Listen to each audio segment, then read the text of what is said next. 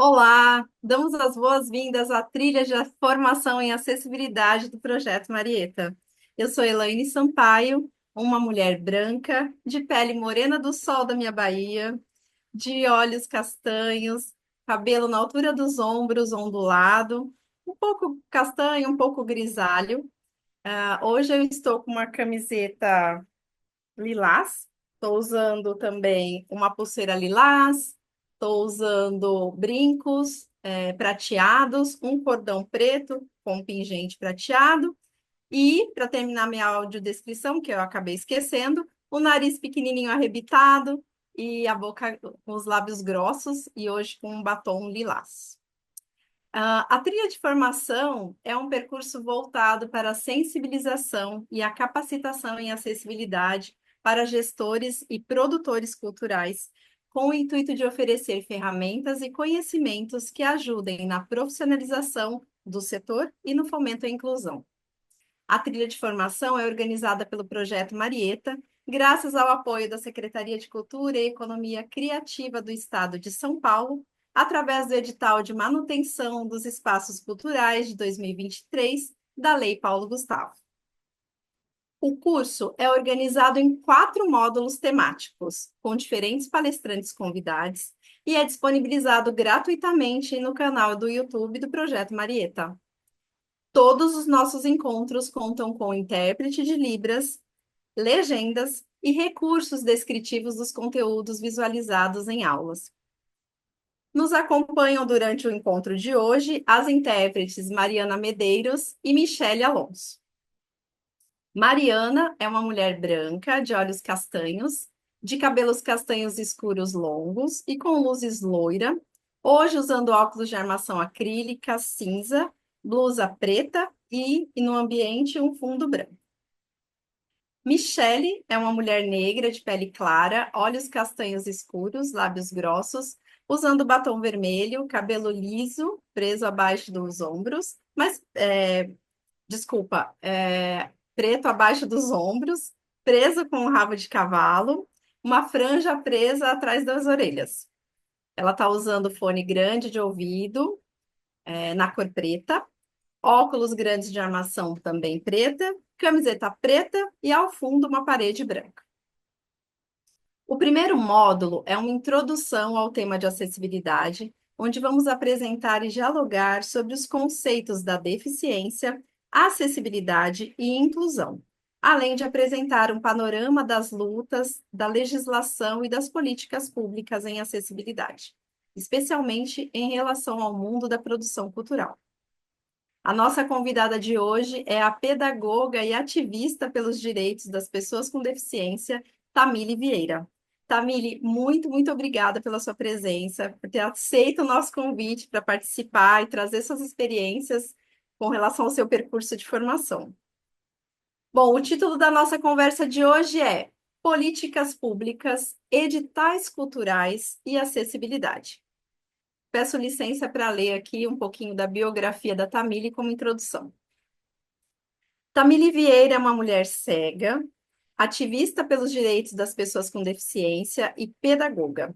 Atualmente é mestranda em Economia e Política da Cultura e Indústrias Criativas pelo Itaú Cultural, UFRGS. Coordena a Célula de Acessibilidade da Secretaria da Cultura do Ceará, Secult Ceará, e atua como consultora em acessibilidade cultural.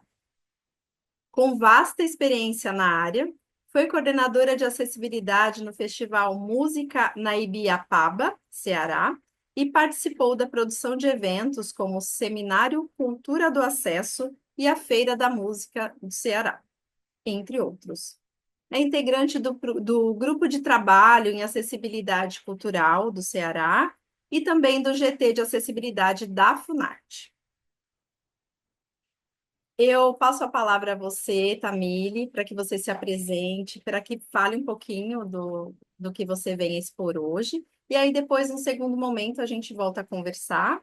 E também a gente conta hoje com pessoas que estão participando junto da gravação, são pessoas do Projeto Marieta mesmo. Então, elas vão trazer dúvidas, contribuições e a gente segue conversando. Certo? Bom encontro para a gente. Obrigada, Elaine.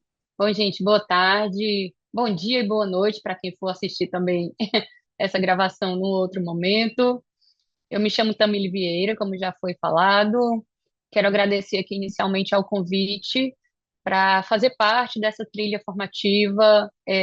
Acho que iniciativas como essa são muito importantes para a gente, de fato, conseguir ampliar, né, esse debate sobre a acessibilidade dentro da política de cultura. Então, agradecer a todas as pessoas que compõem aí o projeto. Obrigada pelo convite.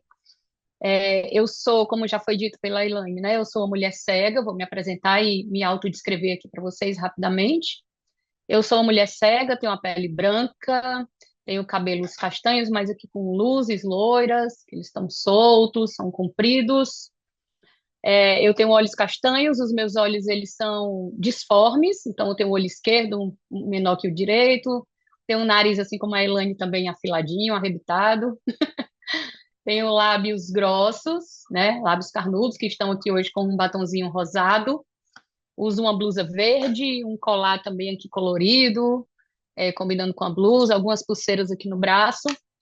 E falo hoje da minha casa, aqui num quarto atrás de mim, vocês podem perceber uma porta e uma parede também. Então, é uma alegria poder compartilhar um pouco do meu percurso hoje. Agradecer também aqui as meninas que estão fazendo a interpretação em Libras.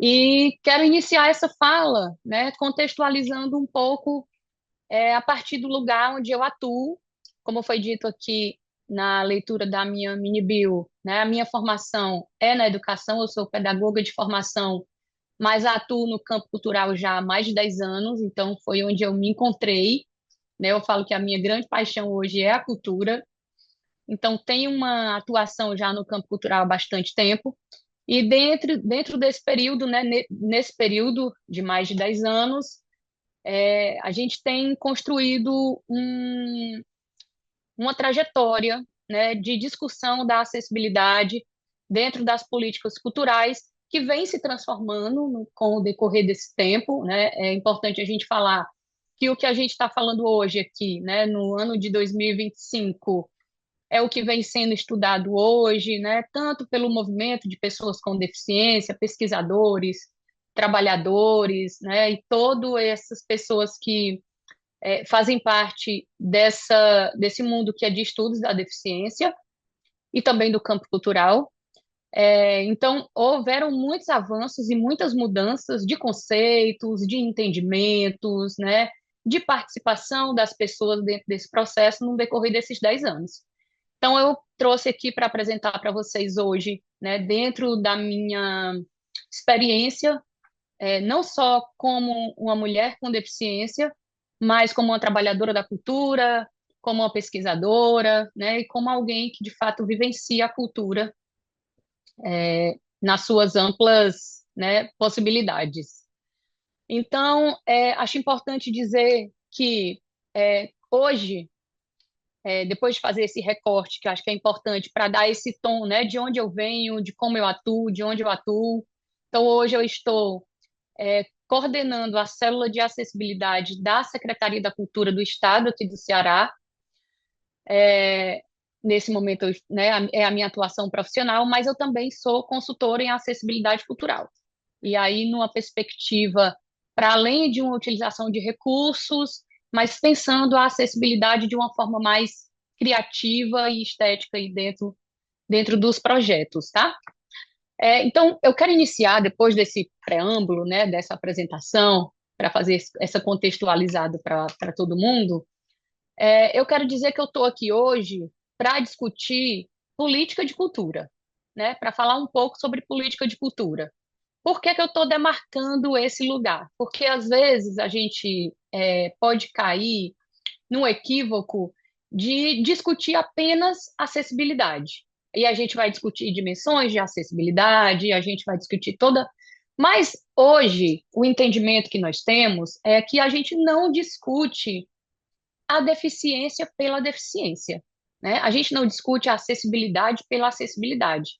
Essa deficiência, ela é atravessada por outras condições, A questão da acessibilidade também, ela precisa ser compreendida dentro de um contexto específico.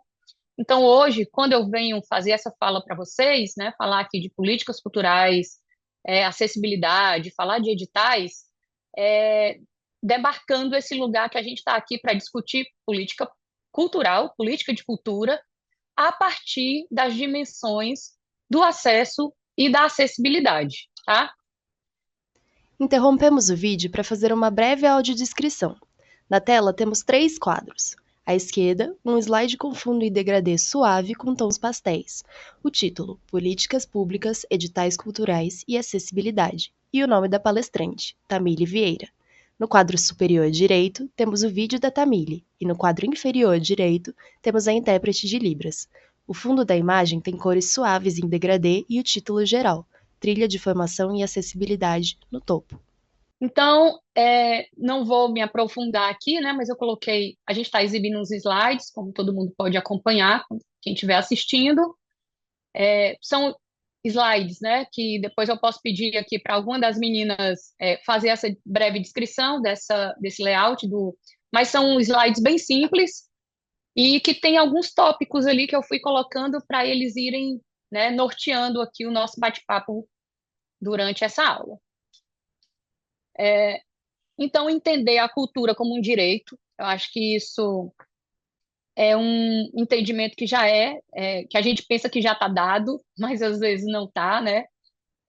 A gente tem diversas legislações já que garantem esses direitos culturais das pessoas com deficiência. Eu posso citar aqui a Convenção Internacional do Direito das Pessoas com Deficiência, eu posso citar a Lei Brasileira de Inclusão, né? E dentre outras legislações que são mais estaduais e municipais, que trazem essa garantia dos direitos culturais. E aí, quando a gente fala de garantia de direitos culturais para pessoas com deficiência, é também nesse entendimento mais amplo de entender que a gente não fala só de fruição, a gente também fala de produção, a gente também fala de trabalhadores, de pesquisadores da cultura.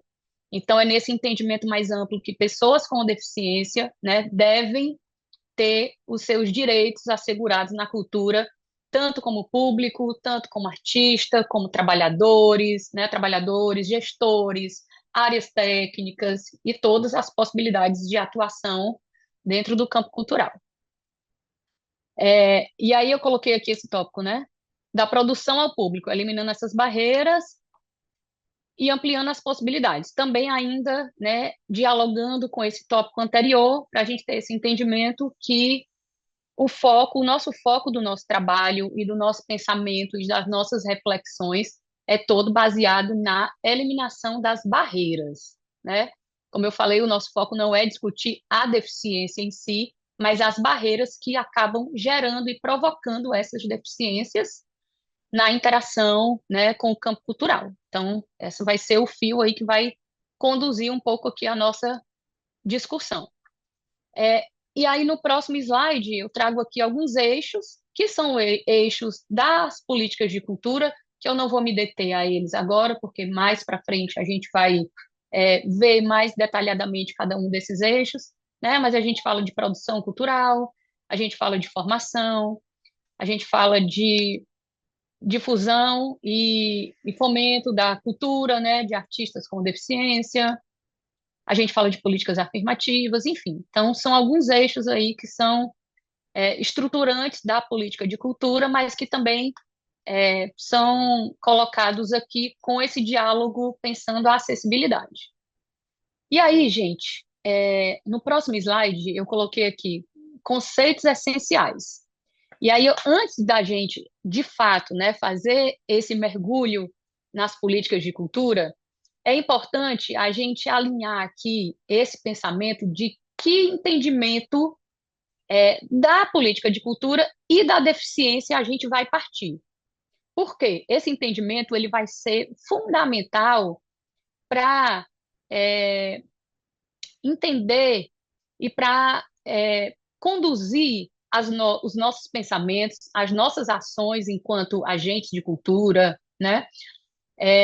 Como a gente vai pensar essas ações, que tipo de recursos a gente vai pensar nas nossas ações. Então, todos esses conceitos e muitos outros, mas esse, né, um recorte aqui de principais conceitos que são importantes para a gente se nivelar conceitualmente, para poder a gente conseguir seguir aqui no nosso bate-papo, tá?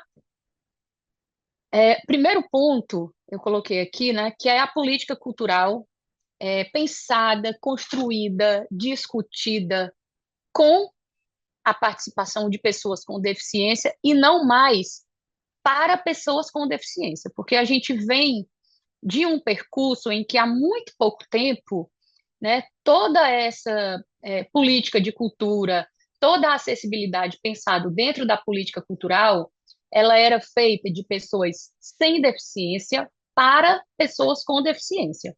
Isso em diversos aspectos, né? Vamos fazer um recorte aqui como exemplo, tendo o entendimento que as pessoas com deficiência estavam como público, né?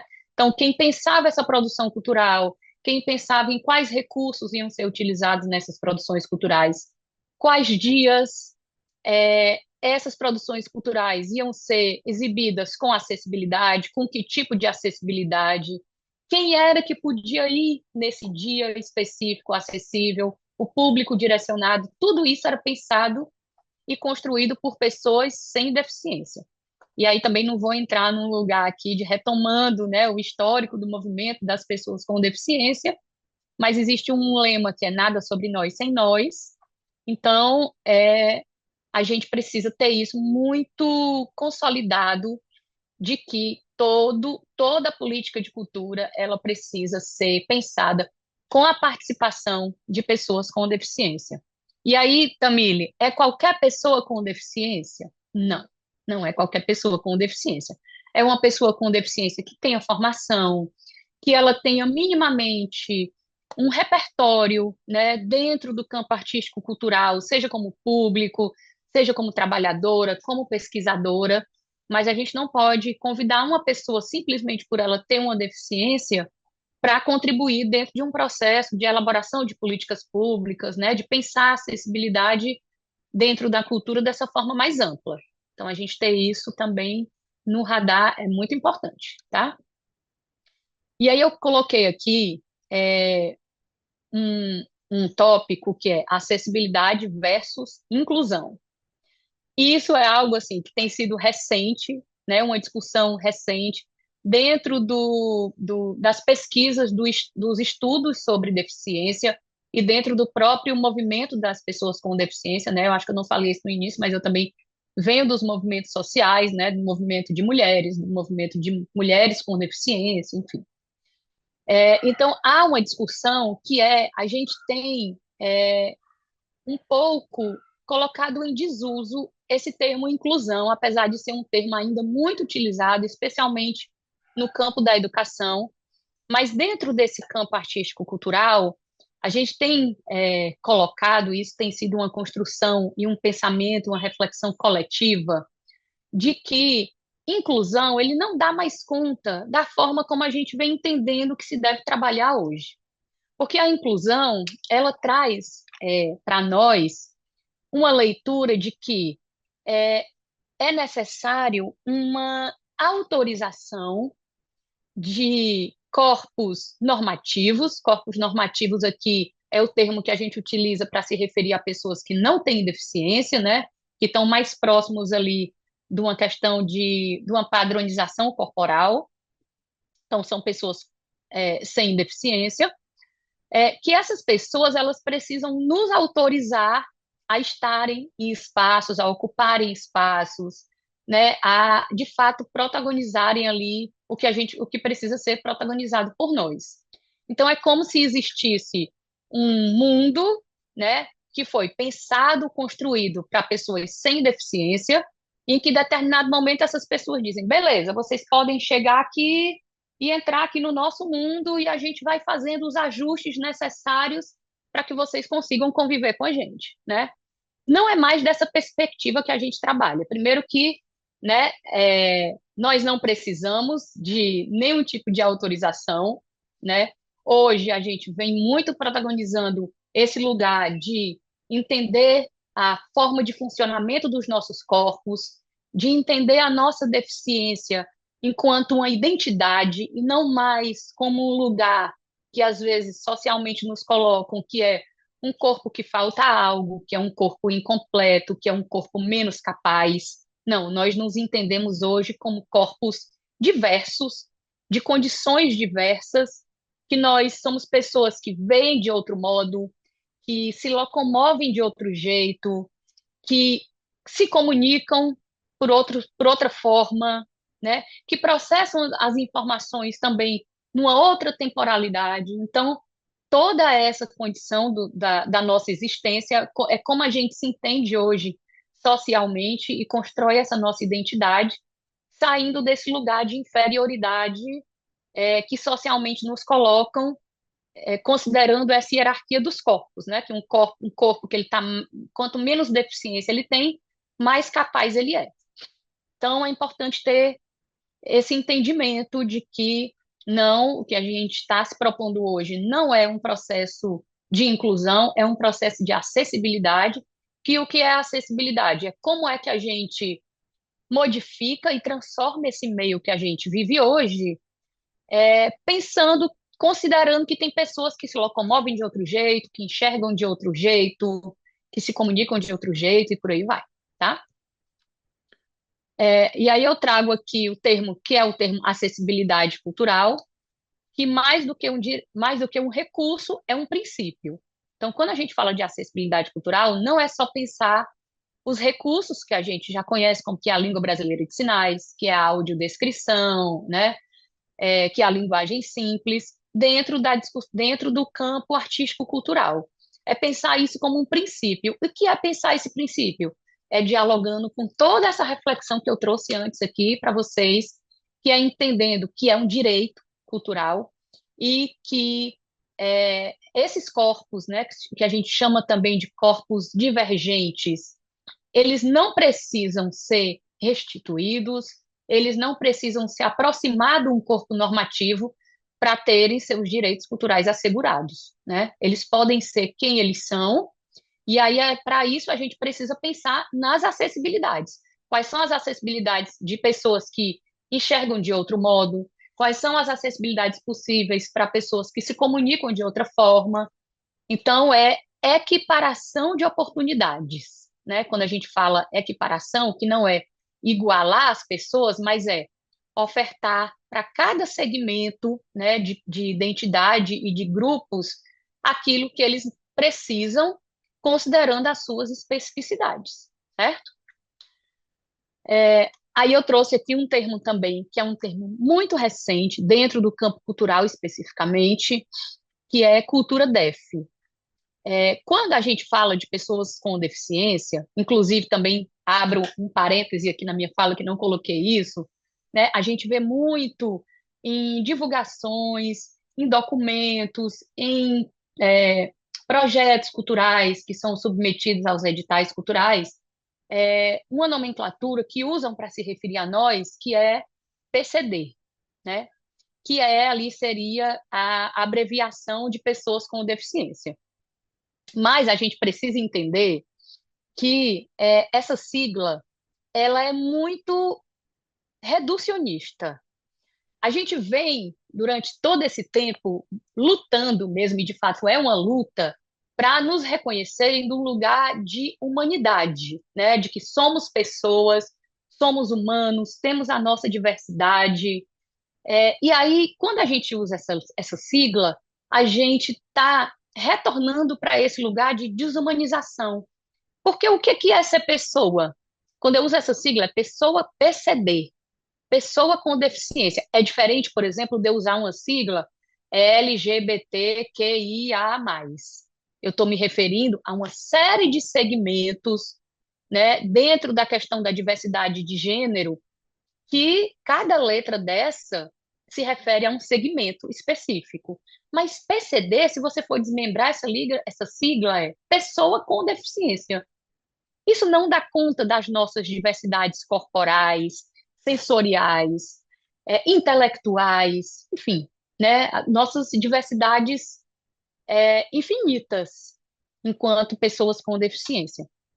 Então, por que eu estou falando isso? Porque ao invés da gente usar pessoa com deficiência, a gente precisa entender que dentro de um recorte artístico-cultural, nós somos quem? Então, nós somos artistas com deficiência, nós somos público com deficiência, nós somos trabalhadores com deficiência, pesquisadores com deficiências. Vocês entendem que isso demarca um outro lugar? Eu não sou só pessoa. Ser pessoa parece que qualquer coisa que eu faço atende à minha especificidade, e não é verdade. Então, esse termo cultura DEF, ele nasce, né, dentro dessa discussão, desse entendimento que não, esse termo pessoa não nos contempla mais, e aí foi muito provocado durante a pandemia pelos artistas com deficiência. Então, os artistas com deficiência trouxeram esse termo para se referir a toda a produção cultural produzida por artistas com deficiência, mas não somente, toda a nossa cultura mesmo, enquanto pessoas com deficiência, enquanto corpos diversos. Nós temos uma língua específica, que é a língua brasileira de sinais. Nós temos um modo próprio de se locomover, de se comunicar, de processar informações, enfim, de se vestir, de existir nesse mundo. Então, é toda essa manifestação cultural de pessoas com deficiência e também de artistas com deficiência que esse termo ele se refere. Então, hoje a gente tem usado cultura DEF, tá? Para se referir a toda essa produção cultural e essa manifestação cultural também das pessoas com deficiência. E aí, um último conceito que eu trago aqui, que é a questão da interseccionalidade, que também vai dialogar muito com essa discussão que eu estou trazendo aqui para vocês. Essa interseccionalidade, ela traz essas múltiplas diversidades. Ok, né? Nós entendemos aqui que nós não somos só pessoas, né? Nós somos artistas, nós somos trabalhadores, nós somos público dentro do campo artístico-cultural, mas também nós não somos apenas isso. Existem outras condições que atravessam a nossa existência, que é o quê? Eu, por exemplo, sou uma mulher cega, que é diferente de ser um homem cego. Eu sou uma mulher cega branca, que é diferente de ser um homem cego branco ou preto, né? Então, quando a gente traz essa interseccionalidade, também a gente precisa entender que temos outras diversidades que atravessam e que a nossa condição de deficiência, tá? Tem questões de gênero, questões raciais, questões territoriais, questões de geracionalidade, né? E aí, só para fechar essa parte e exemplificar, é dizer isso. Hoje, eu ser uma mulher branca, cega, heterossexual, que mora numa capital, é bem diferente, por exemplo, de ser uma mulher preta, lésbica, do interior do estado, né? Então, todas essas questões, idosa que mora no interior do estado. Então, quando a gente vai pensar política de cultura, quando a gente vai pensar projetos e ações culturais, a gente também precisa ter esse entendimento de que uma produção cultural que eu penso para crianças do interior do estado, do município do interior do nosso estado, é bem diferente quando eu vou pensar um público adulto, de mulheres com uma deficiência específica. Então, esse entendimento também é importante para a gente, para nortear e conduzir as nossas ações e a elaboração dessas políticas, tá?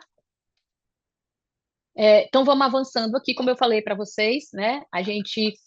Eu decidi por fazer essa divisão pelos eixos, que são eixos ali da política de cultura, para a gente conseguir ter essa compreensão de que a acessibilidade, gente, primeiro, ela é transversal. Então, ela está em todos os eixos da cultura, na produção, na formação, na difusão, no fomento, no patrimônio, todos os eixos culturais, comunicação, ela precisa estar colocada, a acessibilidade pensada. A outra questão que, além dela ser transversal, ela precisa envolver todas as pessoas que participam de uma produção cultural. Quando eu falo todas as pessoas, são todas as pessoas mesmo, né? Então, quando eu penso numa ação cultural, E vamos trazer um exemplo aqui, sei lá, já que a gente está aqui agora no eixo de produção cultural, né? Se eu crio um espetáculo de teatral, ou sei lá, se eu estou pensando numa ação que é uma contação de história, né? Eu vou pensar só nos recursos de acessibilidade, então são vários aspectos que eu preciso pensar para dizer que esse meu projeto ele é acessível. Eu preciso pensar que a comunicação precisa ser acessível. Eu preciso pensar que todas as pessoas que estão envolvidas no projeto, desde quem vai trabalhar com a recepção desse público, desde quem são, né, os artistas que protagonizam essa ação, desde a produção, quem está trabalhando com a produção. Então, a acessibilidade ela não pode estar direcionada e específica e ser responsabilidade de uma pessoa, de um grupo específico. Porque já aconteceu, por exemplo, né, e eu compartilho aqui uma experiência individual minha, de eu chegar num equipamento cultural e a pessoa falar para mim assim: ah, não, porque a pessoa que atende cego, ela não veio hoje. Então você não vai conseguir fazer a sua pesquisa na biblioteca, porque a pessoa que não, aquela pessoa que fala braille, né? Que já é você já sabe que a pessoa não tem nenhuma compreensão do que é o braille, do que é atender uma pessoa cega. Não veio hoje. Você pode voltar outro dia, né? Então, assim, precisa envolver toda a equipe que está envolvida numa produção cultural. E aí a gente tem discutido também, quando a gente fala de acessibilidade numa produção cultural, a gente precisa entender que há uma diferença quando a gente fala é, que uma arte é acessível ou que a gente pensa a acessibilidade nas artes. Qual é a diferença, Tamile? Uma coisa é eu pensar toda uma produção artística. Vamos tomar como exemplo ainda aqui essa contação de história. Então, eu preparo a minha contação de história, escolho o tema, escolho os artistas, escolho o local onde vai acontecer essa condição de história, escolho o público. Quando eu termino tudo, eu falo, caramba, e acessibilidade? Vamos pensar acessibilidade. Ah, vamos chamar um intérprete, para na hora que a pessoa estiver fazendo a contação de história, vai ter esse intérprete lá, fazendo a tradução da língua brasileira de sinais. Ou então, vamos chamar um audiodescritor. Isso, gente, é um ajuste que a gente faz. Porque essa acessibilidade, ela está sendo pensada como um anexo. Ela é pensada posterior a todo esse processo de criação artística, tá? E aí o que que acontece? Isso vai, em alguma medida, trazer uma acessibilidade, mas ela não vai proporcionar para a pessoa com deficiência que estiver envolvida, né, que for assistir aquela contação de história, uma experiência imersiva, uma experiência estética, uma experiência do ponto de vista da experimentação, da sensação, que é o que a arte se propõe. Entende? Então, ele vai trazer muito mais a um nível de informação do que, de fato, proporcionar uma experiência para aquela pessoa.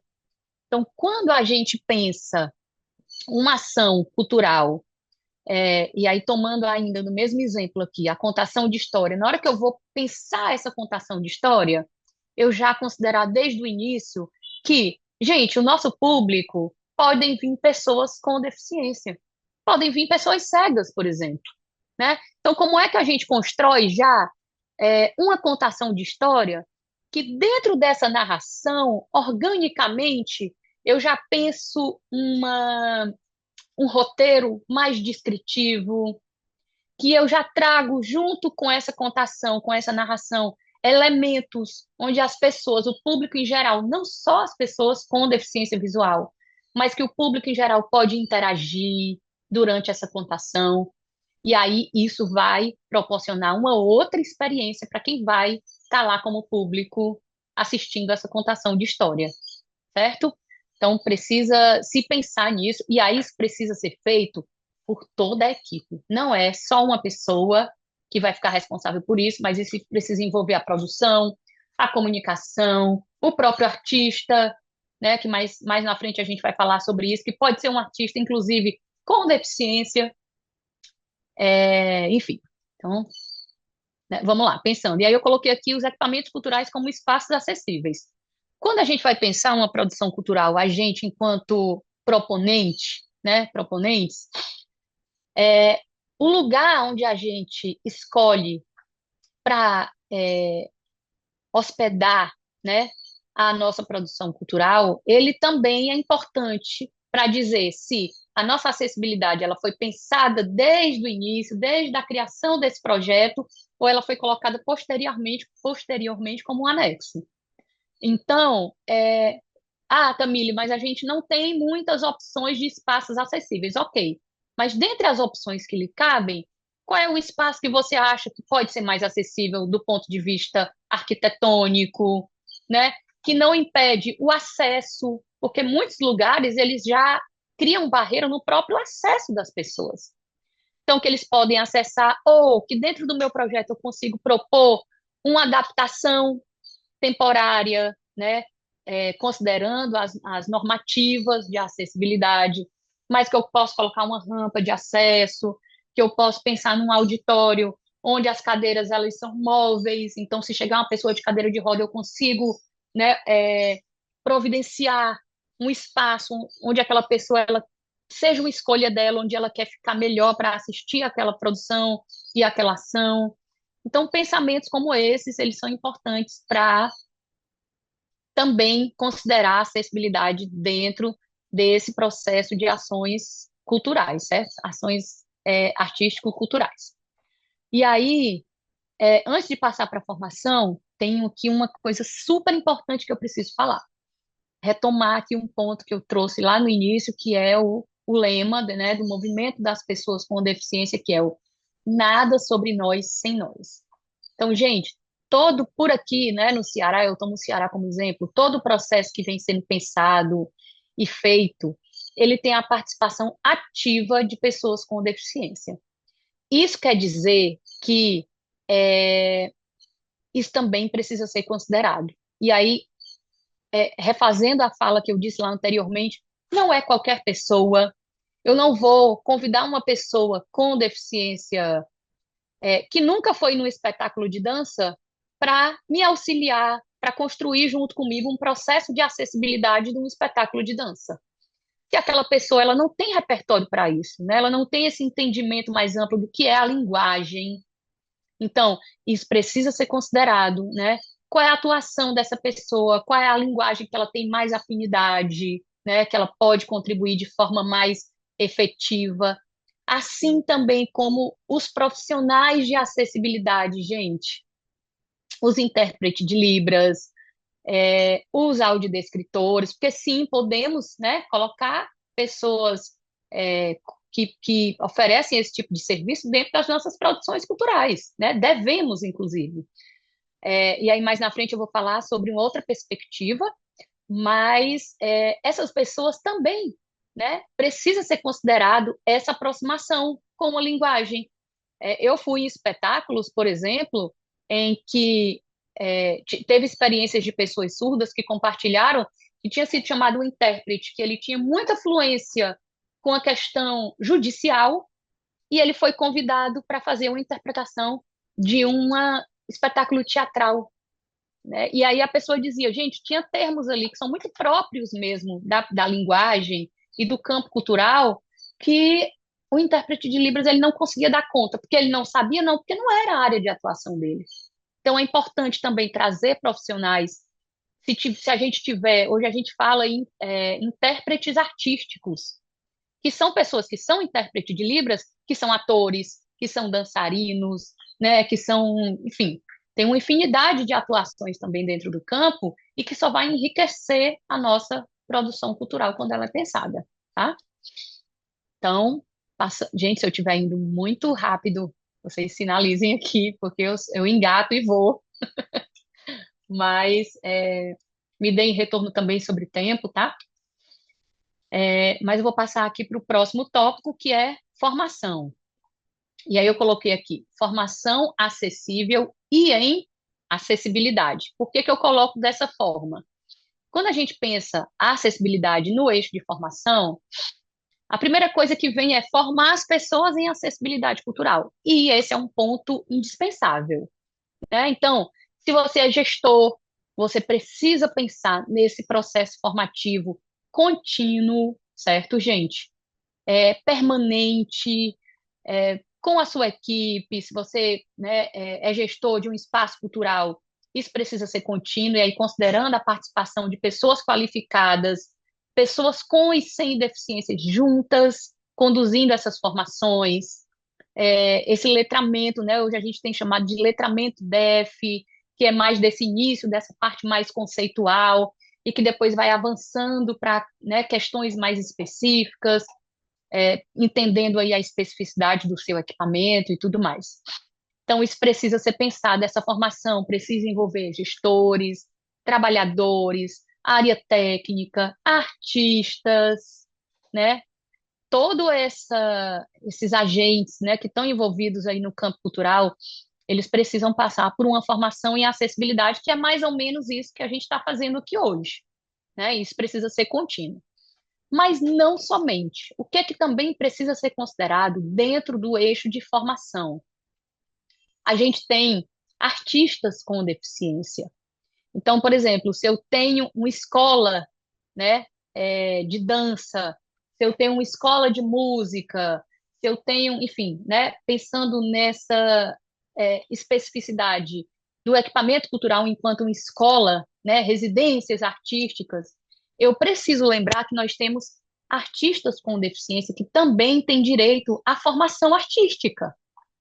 E que, para isso, dentro do nosso processo formativo de ofertar oficinas, cursos, residências para artistas, eu também preciso considerar que tem artistas com deficiência que também têm direito a essa formação, né? Então, trazer professores com deficiência para também conduzir essas atividades e esses cursos e essas residências, pessoas que têm experiências já com atuação com público com deficiência, também é importante. Então, gente, esse mergulho, sabe? Esse aprofundamento, essa pesquisa de vocês pesquisarem referências. Eu trouxe aqui algumas referências, vou compartilhar com vocês. Lá tem bastante coisa que eu acho que pode contribuir também com esse processo de todo mundo. Mas, assim, é super importante que vocês estejam atentos e atentas e atentes, né, a buscar, para ser uma busca ativa mesmo desses profissionais, profissionais DEFs, profissionais que atuam no campo da acessibilidade, para trazer essas pessoas para dentro desse processo formativo. Porque o que a gente tem hoje são, sei lá, desculpa, gente, um curso de dança. Um curso de dança que tem uma proposta onde toda a técnica foi construída e baseada num corpo que tem as duas pernas, que tem os dois braços, que fala verbalmente, que enxerga com os dois olhos. E aí, de repente, você recebe uma pessoa, como nós temos aqui um exemplo, né, um artista cearense, que é o João Paulo Lima, que é um dançarino, performance, que ele é um homem amputado, e aí? Né? Isso precisa ser considerado, né? De como é que a gente tem um conceito que eu gosto muito, que é um conceito de um. Eu acho que ele está até nessa trilha de formação também, não tenho certeza, que é o Marcos Gaveri, que ele traz o conceito de alejar os espaços. Então, hoje a gente precisa, né? E a gente tem é, repensado, né? Tem colocado esse termo mesmo de uma forma, de uma outra perspectiva, né? Não dessa perspectiva de alejar como ser uma coisa ruim, mas de alejar como uma ação, né? De alejar como algo que vai lá e que transforma, né? Que aleja mesmo. Então, ter uma pessoa com deficiência dentro desse processo vai reformular toda essa forma normativa de se pensar o que é dança, que corpo pode dançar, né? O Edu O também, que é um outro pesquisador da dança, também é uma referência para vocês pesquisarem, enfim. Não vou me aprofundar nisso, que se deixar aqui eu vou longe. Ô, Tamiri, o Marco Gavelho teve com a gente, sim, Ah, trouxe os olha! ensinamentos, foi ótimo. E já aproveitando para te dar um feedback, a gente está tranquilo de tempo aqui, o ritmo está ótimo, as meninas estão seguindo, está tudo bem, tá bom? Você quer que Perfeito. te avise quando estiver faltando um tempinho para terminar? Como é que você quer que... Tu pode me avisar, pode me sinalizar, tipo, olha, falta 20 minutinhos, Joia, tá bom. ou 15 minutinhos, enfim, só para eu ir também me encaminhando. Eu vou só Certo, aproveitar essa parada para beber um pouco de água. claro. Tá sendo ótimo. Eu vou aproveitar para já. Você quer que posso fazer uma pergunta agora ou você quer que deixe para o final? Pode fazer, com Tá. certeza. Uma perguntinha aqui para gente que é a seguinte: o termo DEF vem também sendo usado fora do contexto cultural e dos trabalhadores dos artistas, né? Dos trabalhadores da arte, ou está restrito a esse público? Já posso engatar na resposta? Pode. Já, né? Pronto.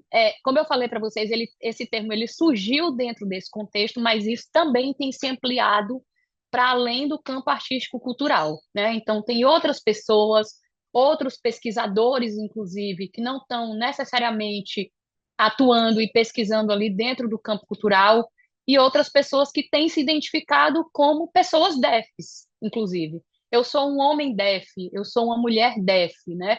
E aí, só colocando que esse DEF, ele não é, né, dentro dessa perspectiva que a gente traz, como uma abreviação do termo deficiência, né? Mas como nesse contexto geral mesmo, como algo identitário, né? Então, tem sido mais fortemente usado dentro do campo artístico-cultural, mas a gente também já tem visto, né, para além do campo cultural, outros campos de outros pesquisadores e de outras pessoas que têm deficiência que também têm adotado esse termo em outros contextos, tá? Perfeito. Legal. É, sim, então para fechar aqui o nosso eixo de formação,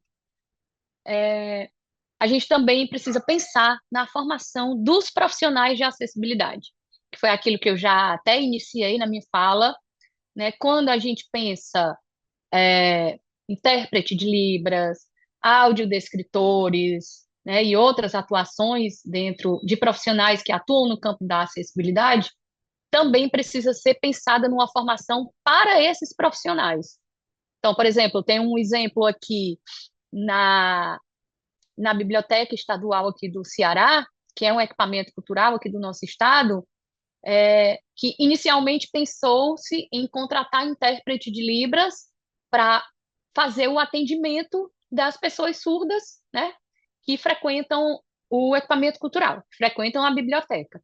Mas aí, com essa, né, com toda essa reflexão, com toda essa discussão, entendeu-se que não é qualquer intérprete de Libras, não basta apenas ser intérprete de Libras, porque a biblioteca, por exemplo, tem termos muito próprios de nomes de setores que não são comuns, né?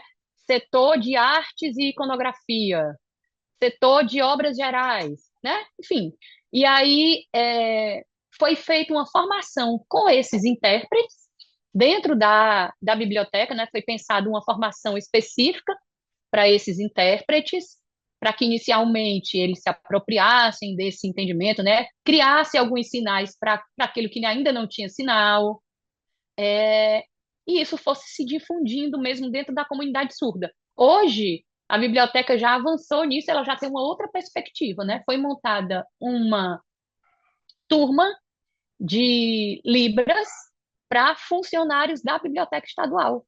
E aí, considerando que é dentro desse contexto, são funcionários que atuam na biblioteca. Então, prioriza-se dentro dessa formação, né, os termos que estão vinculados a essa linguagem que é a literatura. Então, né, livro, leitura e literatura e bibliotecas.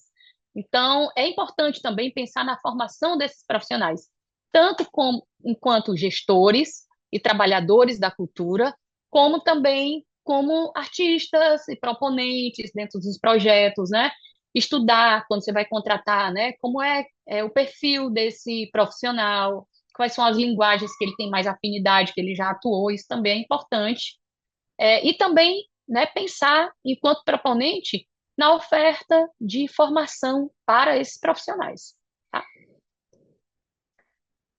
E aí eu passo para o próximo tópico aqui, que é, gente, às vezes eu dou umas pausas, é porque eu uso, né, como eu sou uma mulher cega, eu uso uma tecnologia assistiva, que é um leitor de telas, que o que vocês veem visualmente, acompanhando os slides, eu acompanho sonoramente. Então, é um aplicativo que ele lê tudo que está escrito na tela para mim, então tem essa outra temporalidade, né? Que chega de um outro jeito para mim, é o meu jeito de ver. Então, eu paro aqui para ouvir também o meu leitor de telas e conseguir acompanhar vocês aqui. Difusão e fomento das culturas DEFs e culturas surdas. E aí, apoio à produção artística, né? Toda essa produção artística das pessoas com deficiência. Então, é pensar que se eu tenho um equipamento cultural, né, também é direito cultural das pessoas com deficiência delas atuarem produzindo arte, né? Pessoas com deficiência também produzem conhecimento, produzem arte, e é esse direito, né, de manifestar essas expressões artísticas, elas têm que ser asseguradas a essas pessoas também. Então, quando a gente vai escolher e pensar que vamos pensar num espetáculo sei lá, de música, né? Vamos mudar aqui a linguagem. Vamos pensar num show musical, ou enfim, alguma coisa nesse sentido dentro da linguagem musical. Quais são os artistas com deficiência que atuam com essa linguagem? Como é que a gente traz e garante o protagonismo dessas pessoas também, né? Que elas também possam estar apresentando a sua produção cultural dentro de uma exposição, gente. A gente tem muito, porque normalmente a acessibilidade ela está sendo colocada considerando o público, né? Grande parte das vezes. Mas é isso, nós também produzimos arte. Então, como é que a gente cria um espaço de representatividade, por exemplo, dentro dos museus, onde corpos com deficiência podem contar suas histórias? E aí, gente, por favor, eu faço assim, dou um destaque bem grande a isso. Artistas com deficiência não precisam necessariamente falar apenas sobre deficiência. Lembra que lá no começo a gente falou que tem outras condições que atravessam a nossa existência. Então, eu sou uma mulher cega. Então, um artista, que não é o meu caso, que eu sou uma trabalhadora da cultura, mas um artista cega, sim, ela pode propor uma exposição que vai tratar sobre essa questão de gênero, né? A questão do feminismo, com a questão da mulher. E a gente também precisa abrir espaço, essa pessoa ela também tem o direito de ocupar esse espaço para também falar sobre isso, sim, né? Então, não só questões que trazem a deficiência como a centralidade da discussão, isso é super importante, sim, mas não somente, né? O próprio João Paulo Lima, né, que é esse artista que eu referenciei antes para vocês aqui, que é um artista DF, né, ele é amputado, ele é dançarino, e ele é um homem gay, e ele falou, cara, eu quero discutir outras coisas, eu quero discutir sexualidade, eu quero discutir, sabe, a dança, qual corpo dança, eu quero discutir várias outras questões que não é exatamente a minha deficiência.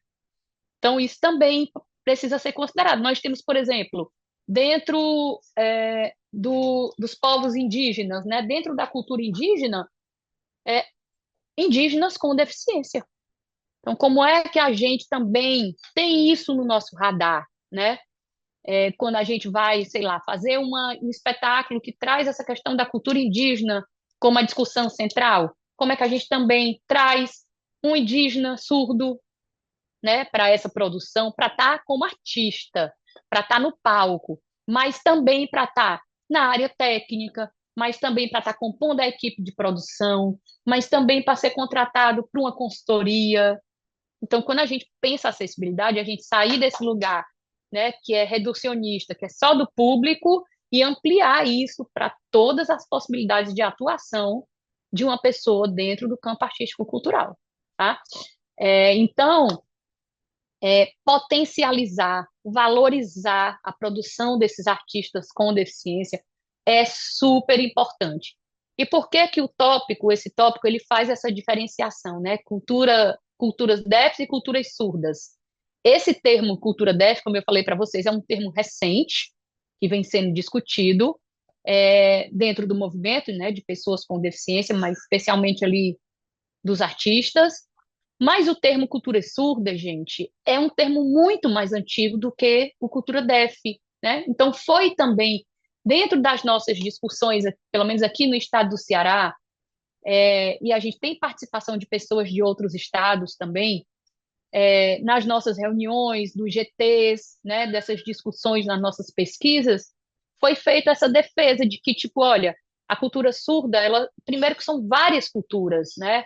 A própria língua, ela é diferente em cada país, então são diversas culturas surdas. Então, tem esse entendimento que elas se complementam, né? Elas não estão ali hierarquicamente, a cultura DF daria conta de tudo e dentro disso estaria a cultura surda, mas elas são complementares, elas se complementam. Então, para a gente não excluir um termo que já existia e substituir por outro, né, a gente vai agregando.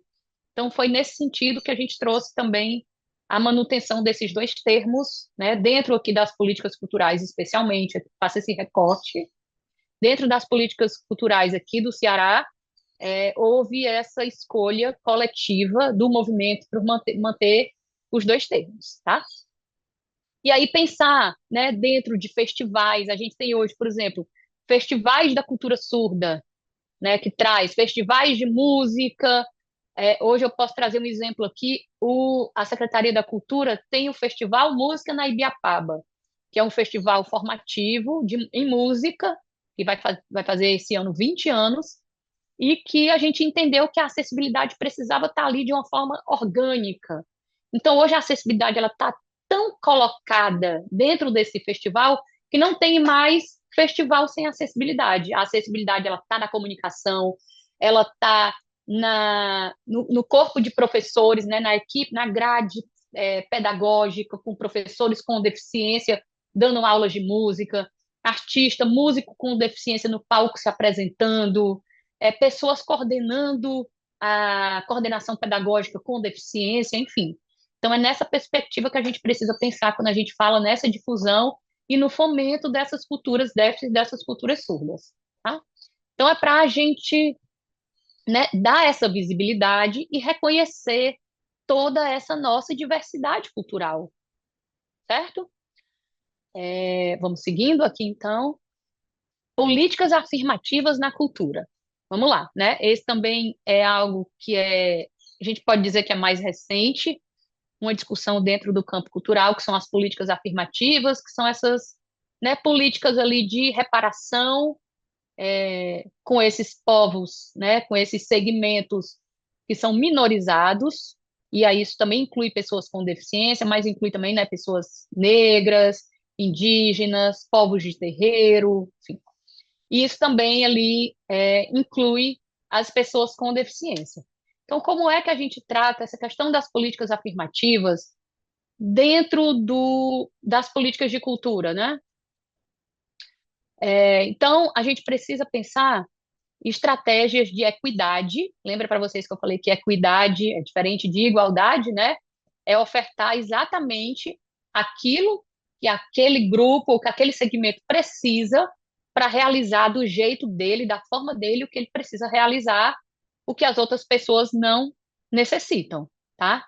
Então é considerar isso. Se uma pessoa surda, ela precisa da língua brasileira de sinais, por exemplo, para ter acesso a um conteúdo de um edital, isso não é privilégio, isso é equiparação de oportunidades. As outras pessoas leem em português, a pessoa surda, falante, né, da língua brasileira de sinais, ela tem o direito de acessar esse conteúdo que está em português em Libras, que é a língua dela, a língua, né, a principal língua dela. Então, isso é equiparação de oportunidades, quando a gente fala. E aí, a participação ativa dessas pessoas. Então, quando a gente pensa políticas afirmativas, a gente precisa pensar para além das cotas, que normalmente está muito, quando a gente pensa políticas afirmativas, imediatamente a gente associa a questão das cotas. As cotas, elas precisam estar colocadas, né? Aqui no Ceará, a gente tem um decreto estadual, e aí eu posso compartilhar, esqueci até de colocar ele aqui nas referências, gente, mas eu posso compartilhar isso posterior, e aí vocês disponibilizam. Tem um decreto estadual que trata sobre a questão de cotas dentro das políticas afirmativas, né, para a Secretaria da Cultura, e aí lá está colocado os percentuais, né, para pessoas com deficiência, a gente tem 10% de vagas garantidas dentro dos editais de fomento da Secretaria da Cultura para artistas, trabalhadores, pesquisadores com deficiência. Não, e também existe um percentual mínimo, né? Hoje, existem algumas normativas que são federais, que elas trabalham com um percentual mínimo que é de 5%. A gente aqui, né, por todo o percurso da Secretaria da Cultura e do próprio Estado do Ceará em relação à acessibilidade dentro da cultura, a gente entendeu que isso não dava mais conta. Então, esse decreto, ele garante aí 10% de vagas para participação dessas pessoas dentro dos editais e outros residências artísticas, né? Não só editais de fomento, mas residências artísticas e outros processos seletivos no âmbito aqui do nosso estado, certo? Falei das cotas. Representatividade nos espaços de decisão, porque também é isso, gente, né? A gente falou aqui de pessoas com deficiência ocupando todas as frentes possíveis de atuação no campo cultural, mas a gente precisa lembrar que também essa construção precisa garantir que pessoas com deficiência estejam ocupando espaços de decisão. Precisa estar na gestão? Precisa estar na gestão também, né? Então, como é que... Porque senão a gente, né, corre o risco de colocar essas pessoas com deficiência em locais onde elas não conseguem ter condições, não pela condição individual delas, mas pela estrutura, muitas vezes, institucional, de colocar questões que são importantes para serem consideradas nas decisões políticas mesmo, sabe? Então, por exemplo, hoje, ter uma pessoa que coordena uma célula de acessibilidade, né? A célula que eu coordeno hoje dentro da secretaria, ela é uma célula que ela está vinculada a uma coordenação, que é a coordenação de diversidade, acessibilidade e cidadania cultural. Então, todas essas políticas que estão ali vinculadas dentro das ações afirmativas, elas estão dentro dessa coordenação. E aí, com isso, né, dentro dessa coordenação, existe essa célula de acessibilidade que coordena as políticas de acessibilidade dentro da Secretaria da Cultura, que é ocupada por uma pessoa com deficiência, por uma mulher com deficiência, uma trabalhadora da cultura com deficiência. Isso é super importante que a gente considere, tá?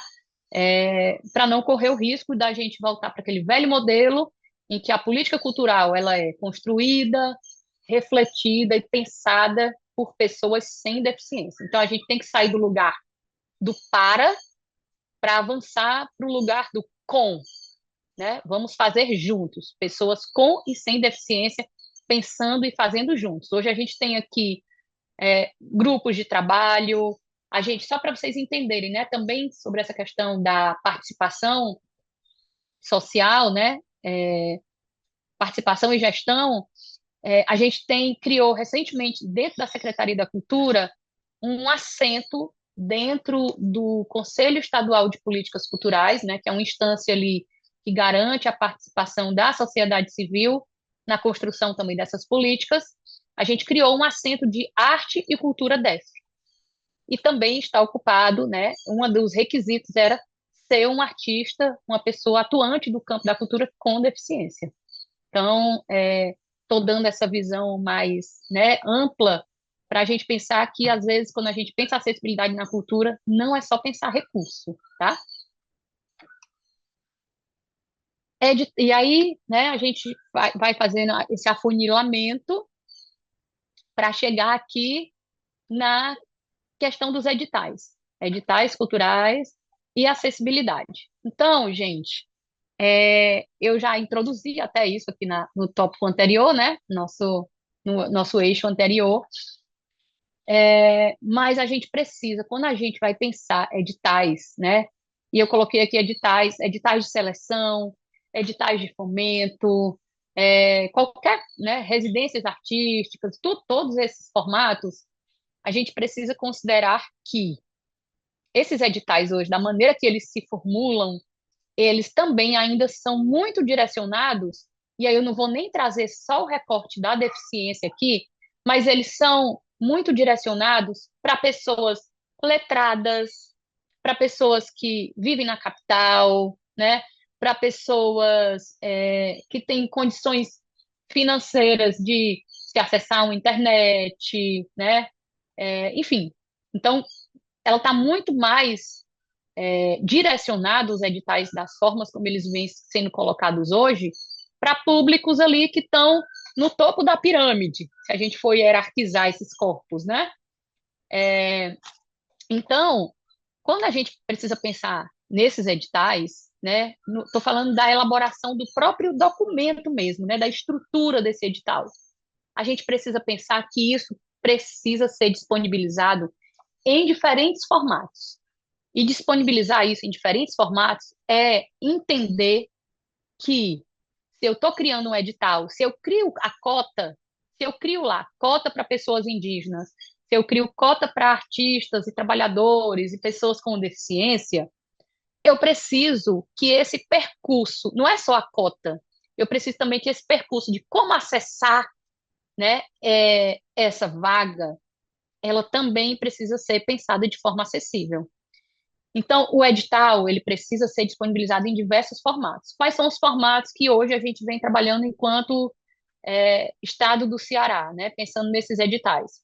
É disponibilizado o edital, normalmente são aqueles PDFs, né? A gente disponibiliza o PDF em um formato acessível. O que é um PDF em formato acessível, Tamile?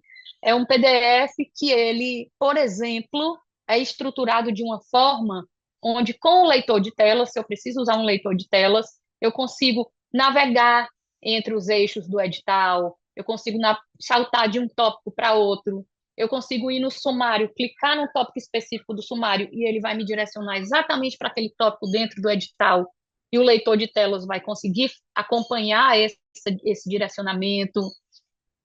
Então, é pensado para isso, né? Ele é estruturado para isso. Então, tem um PDF acessível,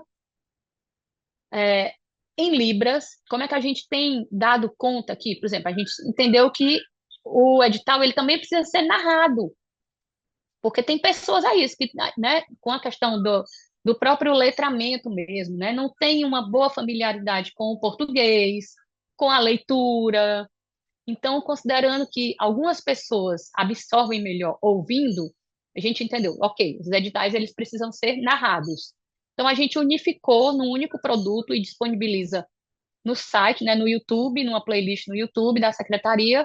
Esse edital ele é narrado. Se ele tiver imagem, essas imagens são audiodescritas, ele é narrado e também é colocado na língua brasileira de sinais e com a legenda. Por que, Tamile, que a gente coloca a língua brasileira de sinais e a legenda? Porque a gente quer proporcionar o que a gente chama de conforto linguístico, né?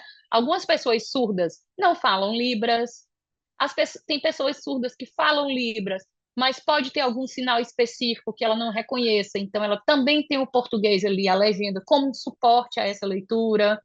Então, esse formato desse vídeo, a pessoa acessa esse edital, ele vai ter a narração, ele vai ter a audiodescrição, se o edital tiver imagens, a Libras e a legenda. E também esse edital, né, o PDF comum que é disponibilizado, ele passa por um processo colocado em linguagem simples. Isso tudo, gente, é feito por uma equipe de profissionais, né? Tudo aquilo que eu já coloquei para vocês. E o que é essa linguagem simples, Tamilha? É simplificar o edital? É uma linguagem mais pobre? Não, não é sobre isso, né? É todo um trabalho que é feito por uma equipe de, por exemplo, o que é mais importante da gente saber quando a gente lê um edital?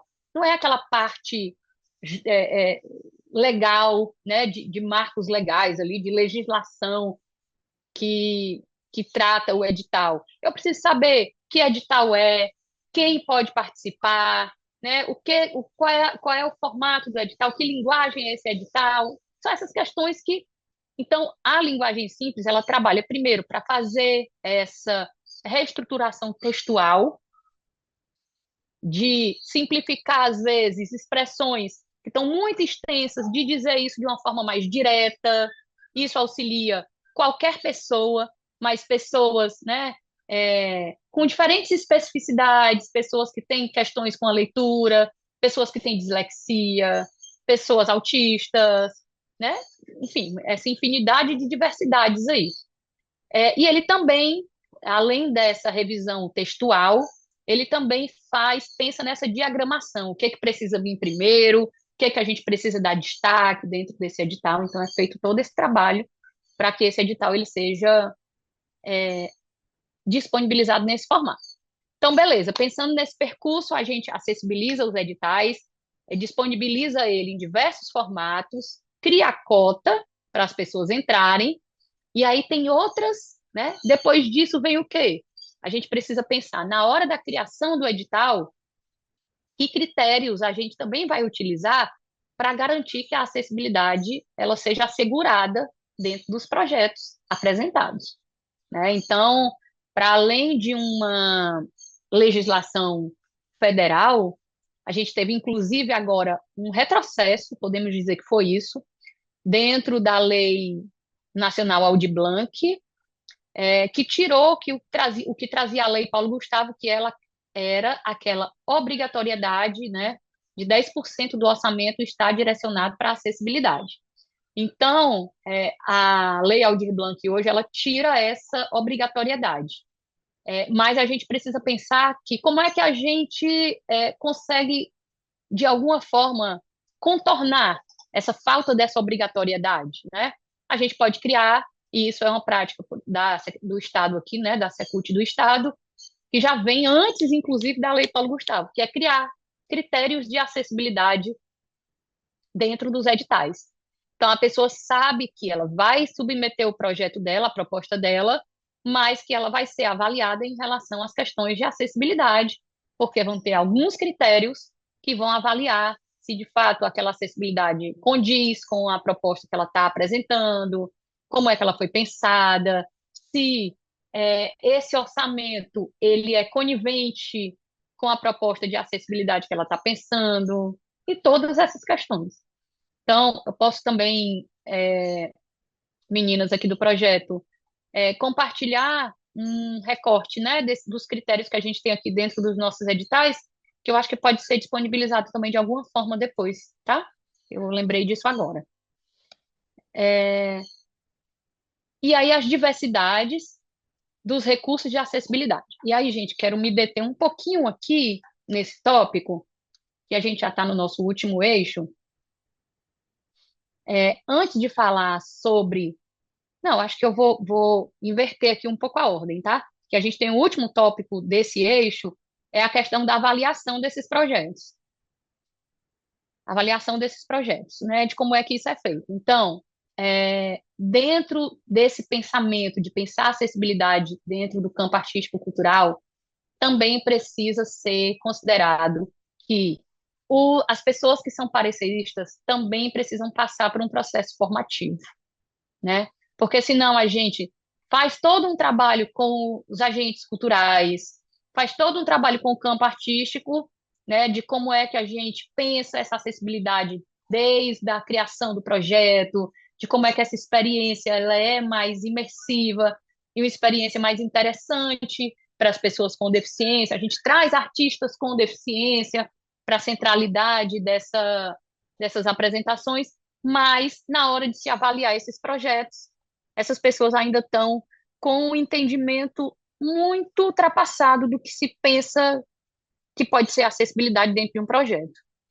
Então, é feito um processo formativo, a gente também, inclusive, criou um documento que está em processo de revisão, por isso que eu não compartilhei ele ainda, de orientação para os pareceristas, né, avaliadores ali, e pareceristas dos projetos de cultura, porque é preciso ter essa orientação e essa formação para que, como já aconteceu, a gente tenha um projeto incrível de pensar acessibilidade dentro de um espetáculo teatral que não trazia, nesse caso, especificamente um audiodescritor, mas que tinha toda uma equipe fazendo uma construção de um roteiro narrativo, que usava paisagens sonoras, que usava diversos outros recursos, mas que não falava, por exemplo, do audiodescritor, que a pessoa que avaliou zerou o critério de acessibilidade porque achava que aquilo que ela estava propondo não era acessível, que acessível tinha que ser apenas os recursos, né? A gente tinha, inclusive, nessa proposta, um ator que era intérprete de Libras, então ele trazia a própria Libras ali como elemento criativo dentro desse processo, né, corporal e tal. Então, é importante pensar nessa formação também com esses pareceristas, tá? E, gente, retornando aqui né, pro tópico anterior, tem algumas coisas que eu coloquei aqui, ó. Diversidade dos recursos de acessibilidade, diferentes especificidades e contextos. E aí eu acho que tem umas coisas aqui que eu preciso colocar, que não sei se vai dar para. A gente pode aprofundar. Eu vou colocar isso e a gente abre para dialogar, porque também senão vira um monólogo, né? Eu sou da troca. É, mas que é assim, quando a gente vai pensar, e aí eu estou me direcionando aqui a pensar a acessibilidade dentro dos projetos culturais, né? Você aí que é proponente, né? E aí artista, produtor e tudo mais, que vai pensar a acessibilidade dentro de um projeto, do seu projeto. A gente precisa entender algumas coisas que são muito importantes, que é o quê? Acalmar o coração, que quando a gente diz que um projeto é acessível, não necessariamente eu preciso ofertar todos os recursos de acessibilidade e abranger todos os segmentos de deficiência que existem no mundo. Não, Tamile, não. E aí, como é que eu posso pensar isso, né? De que forma eu posso pensar isso? Primeiro, né? A gente pode ser honesto com o nosso público. E eu estou fazendo esse recorte aqui para o público, tá, gente? Quando a gente pensa assim, num projeto cultural que seja acessível para o público com deficiência poder acessar. Então, a gente pode sim, né? Porque isso vai depender de vários outros aspectos. Isso vai depender da verba que eu tenho disponível para o meu projeto, isso vai depender da natureza do meu projeto, em que contexto ele está inserido. Mas eu posso dizer sim, por exemplo, que o meu projeto ele é acessível em Libras. Ponto. Vejam só, eu defini um segmento, né? Indiretamente eu defini um segmento, mas eu estou sendo honesta. O que eu estou dizendo? Que nessa minha apresentação a gente vai ter interpretação em Libras e ele vai ser acessível em Libras. Massa. Beleza. Vejam só, quando a gente pensa na totalidade, eu não estou dizendo lá na minha comunicação, certo? Já estou considerando que a comunicação desse projeto, vocês já entenderam isso, que ele precisa acontecer de forma acessível. Então, os vídeos que vão ser publicados, eles precisam ter interpretação em Libras, né? Interpretação e tradução em Libras. Eu não vou dizer na minha comunicação, olha a diferença desse pensamento. Eu não vou dizer na minha comunicação assim, ó, espetáculo teatral para pessoas surdas. Eu não estou dizendo isso. Se eu fizer isso, gente, eu estou no pensamento antigo da inclusão. Eu estou pensando, eu estou segregando. Eu estou dizendo que aquele meu espetáculo ele é específico para um público. Não é esse pensamento que a gente precisa ter. A gente precisa pensar como o meu espetáculo é acessível em Libras. Então, eu tenho um espetáculo teatral que vai ser acessível em Libras. Então, lá nos vídeos da minha comunicação, vai ter a comunicação em Libras. Isso tudo vai estar em todo o processo, pensado, pessoas surdas participando do processo todo e tal. E aí, vocês entendem que há uma virada de chave. Por quê? Quando eu digo que é acessível em Libras, as pessoas surdas que falam Libras, as pessoas surdas que quiserem estar nesse espetáculo, se a temática do espetáculo interessar elas vão naturalmente, né, irem até esse lugar e assistir esse espetáculo e vai estar acessível para essas pessoas. Então, o que a gente não pode fazer é, primeiro, dizer só, meu espetáculo é acessível. Eu preciso especificar que tipos de acessibilidade ele oferta. Então, só retomando aqui para a gente deixar bem, que talvez eu tenha, né, não tenha ficado muito nítido o meu pensamento aqui. A gente não vai dizer para quem é o nosso público com deficiência. A gente vai dizer que tipo de acessibilidade a gente vai ofertar, certo? Quando eu digo tipo de acessibilidade, se eu olho lá e vejo que vai ter audiodescrição, eu falo, opa, isso também é para mim. Pode ir quem quiser ir, mas isso também é para mim. Então, eu posso ir lá assistir. Da mesma forma, acessível em Libras, enfim. O outro ponto que a gente precisa pensar é que, né, essa não precisa ter todos os tipos de acessibilidade. Dois, reforçar que precisa ter a participação de pessoas com deficiência, tá? Seja como consultor, seja como artista, seja como produção, a gente precisa ter pessoas com deficiência participando da construção dessa acessibilidade dentro desse projeto, tá? Então, e aí a outra questão é isso, assim, é pensar que Tamílio, o que que vai dizer qual tipo de acessibilidade eu vou ofertar para o meu espetáculo? Primeiro, né, a questão orçamentária. Se eu tenho um edital de R$ 10.000, eu não vou conseguir fazer uma baita. Por exemplo, sei lá, estou pensando aqui que a minha produção cultural é um processo formativo. Eu vou ter 20 oficinas, cada uma com a duração de 2 horas. Eu vou conseguir garantir que todo o processo formativo tenha intérprete de Libras, esses intérpretes de Libras sendo remunerados como profissionais que são e precisam ser remunerados. Com esse orçamento, eu vou conseguir garantir isso? Não sei, talvez não, né? Então, eu preciso pensar que o que vai definir o tipo de acessibilidade que eu tenho, primeiro, é o orçamento, segundo, é a natureza do meu projeto. Então, tem especificidades, né, tem linguagens específicas que elas favorecem mais a incorporação de algumas acessibilidades do que outras, né? E isso também precisa ser considerado. Então, é só para colocar assim que a gente precisa acalmar o coração, né? Ser honesto com o nosso público. Se eu estou dizendo que vai ser acessível em Libras, a Libras vai estar presente em todo o processo, na comunicação, na produção, no espetáculo, no atendimento, na recepção, vai ter alguém para recepcionar esse público surdo, se ele quiser ir até lá. Tudo isso.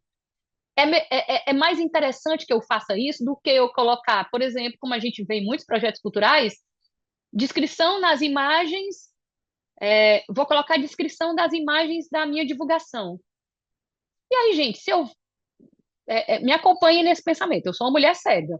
Eu vou lá na página do projeto e vejo que tem toda a descrição. Eu falei, caramba, olha, eu vi um espetáculo lá que vai tratar sobre feminismo negro. Ai, legal, quero assistir esse espetáculo, quero saber que discussão é essa. Quando eu chego lá, não tem nada de acessibilidade. Não foi pensado nada para uma pessoa cega. E aí, mas tem um intérprete de Libras lá, no espetáculo, ou na formação, ou na atividade. Então, percebam que melhor do que a gente pensar várias coisas que elas não se conectam, várias acessibilidades que não se conectam, é importante que eu pense, tenha essa linha de pensamento. Que público eu quero atrair nesse momento, né? O que é mais interessante nesse momento que a gente consegue ofertar? É acessível em Libras, ou é acessível com audiodescrição, narração descritiva, paisagens sonoras, ou é uma acessibilidade mais arquitetônica? O que é?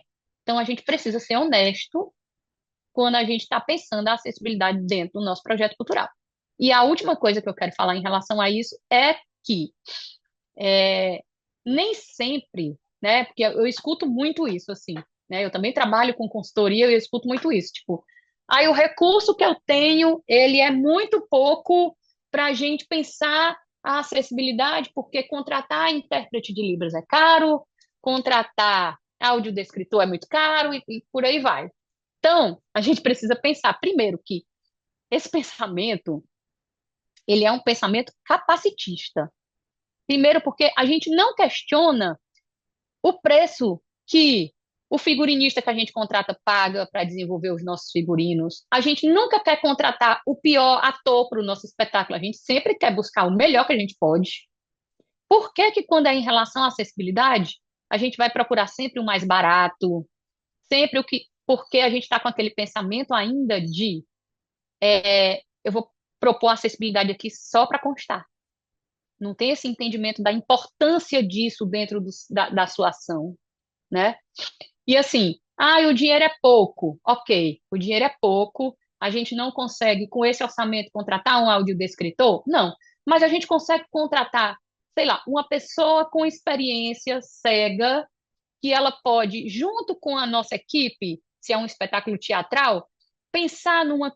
E aí isso tem que ser do início, gente. Logo que a ideia está surgindo. Como é que a gente teve exemplos aqui, e eu vou compartilhar, eu até passei isso para o pessoal aqui do projeto, tá para ser compartilhado com vocês, que lá eu não estou me aprofundando, porque lá tem muita coisa, muitos exemplos que vocês podem acessar. Mas, por exemplo, a gente tem um projeto aqui que chama Zona de Criação. É de um dos equipamentos da Secretaria da Cultura, onde eles têm que produzir um produto audiovisual.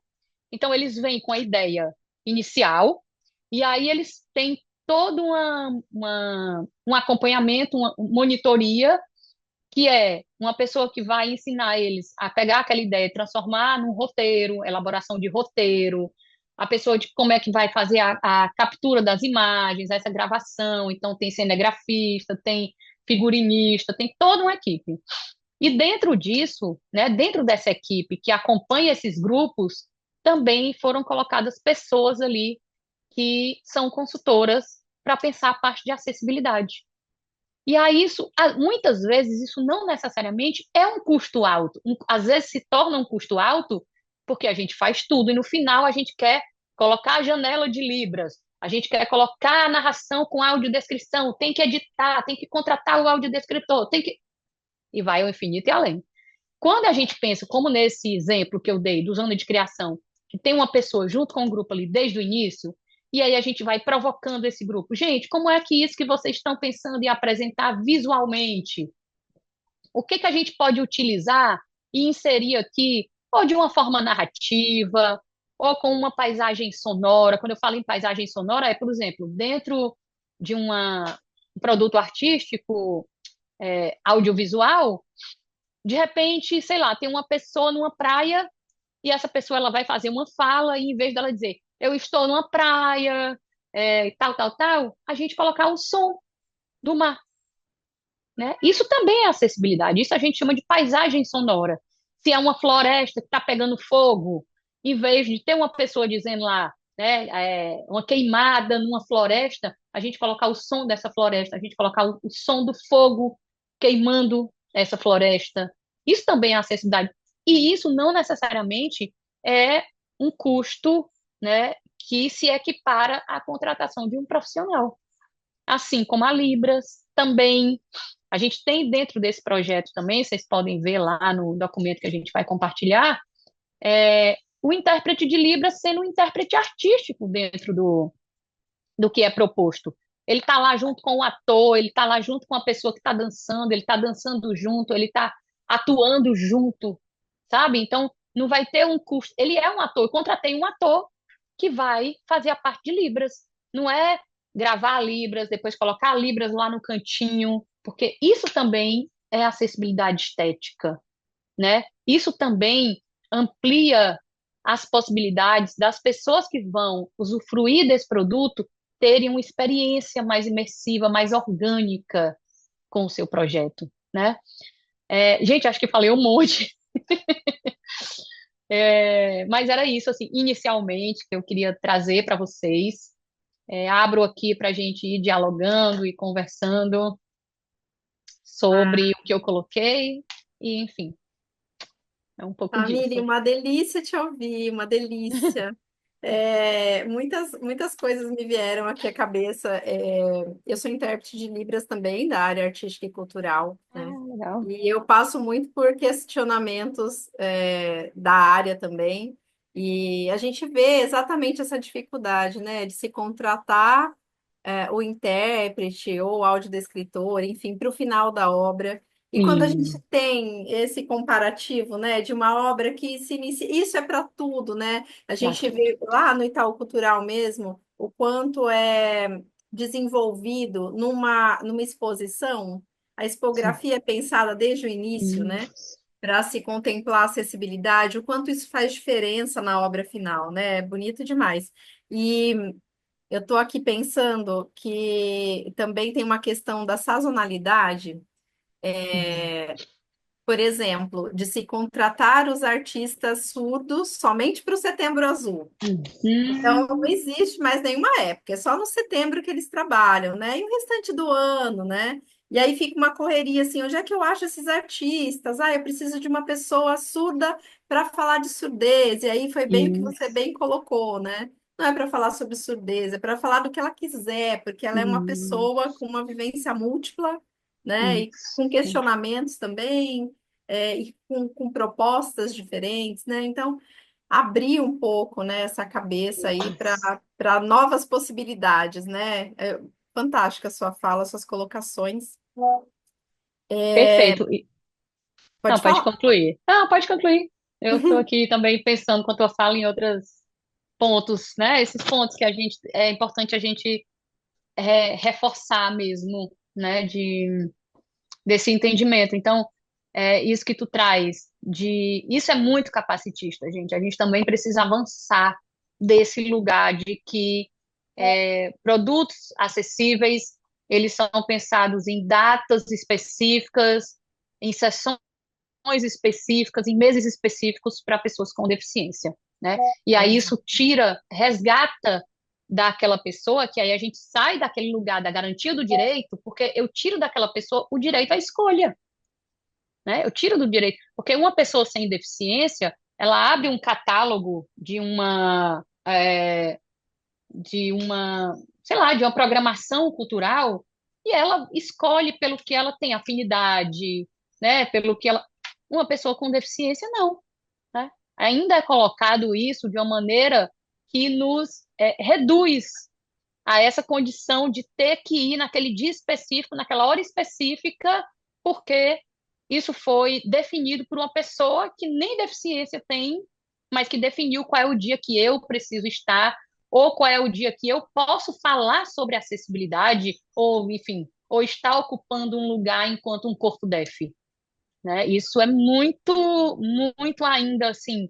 A gente está criando essas fissuras mesmo, mas é importante que a gente reforce isso em todos os campos, porque é algo ainda que a gente precisa reforçar e bater ali para que isso de fato se transforme e modifique, né? Aleje mesmo, que a gente, com isso, a gente aleja esse lugar, porque não dá mais, gente, né? A gente está no século XXI já.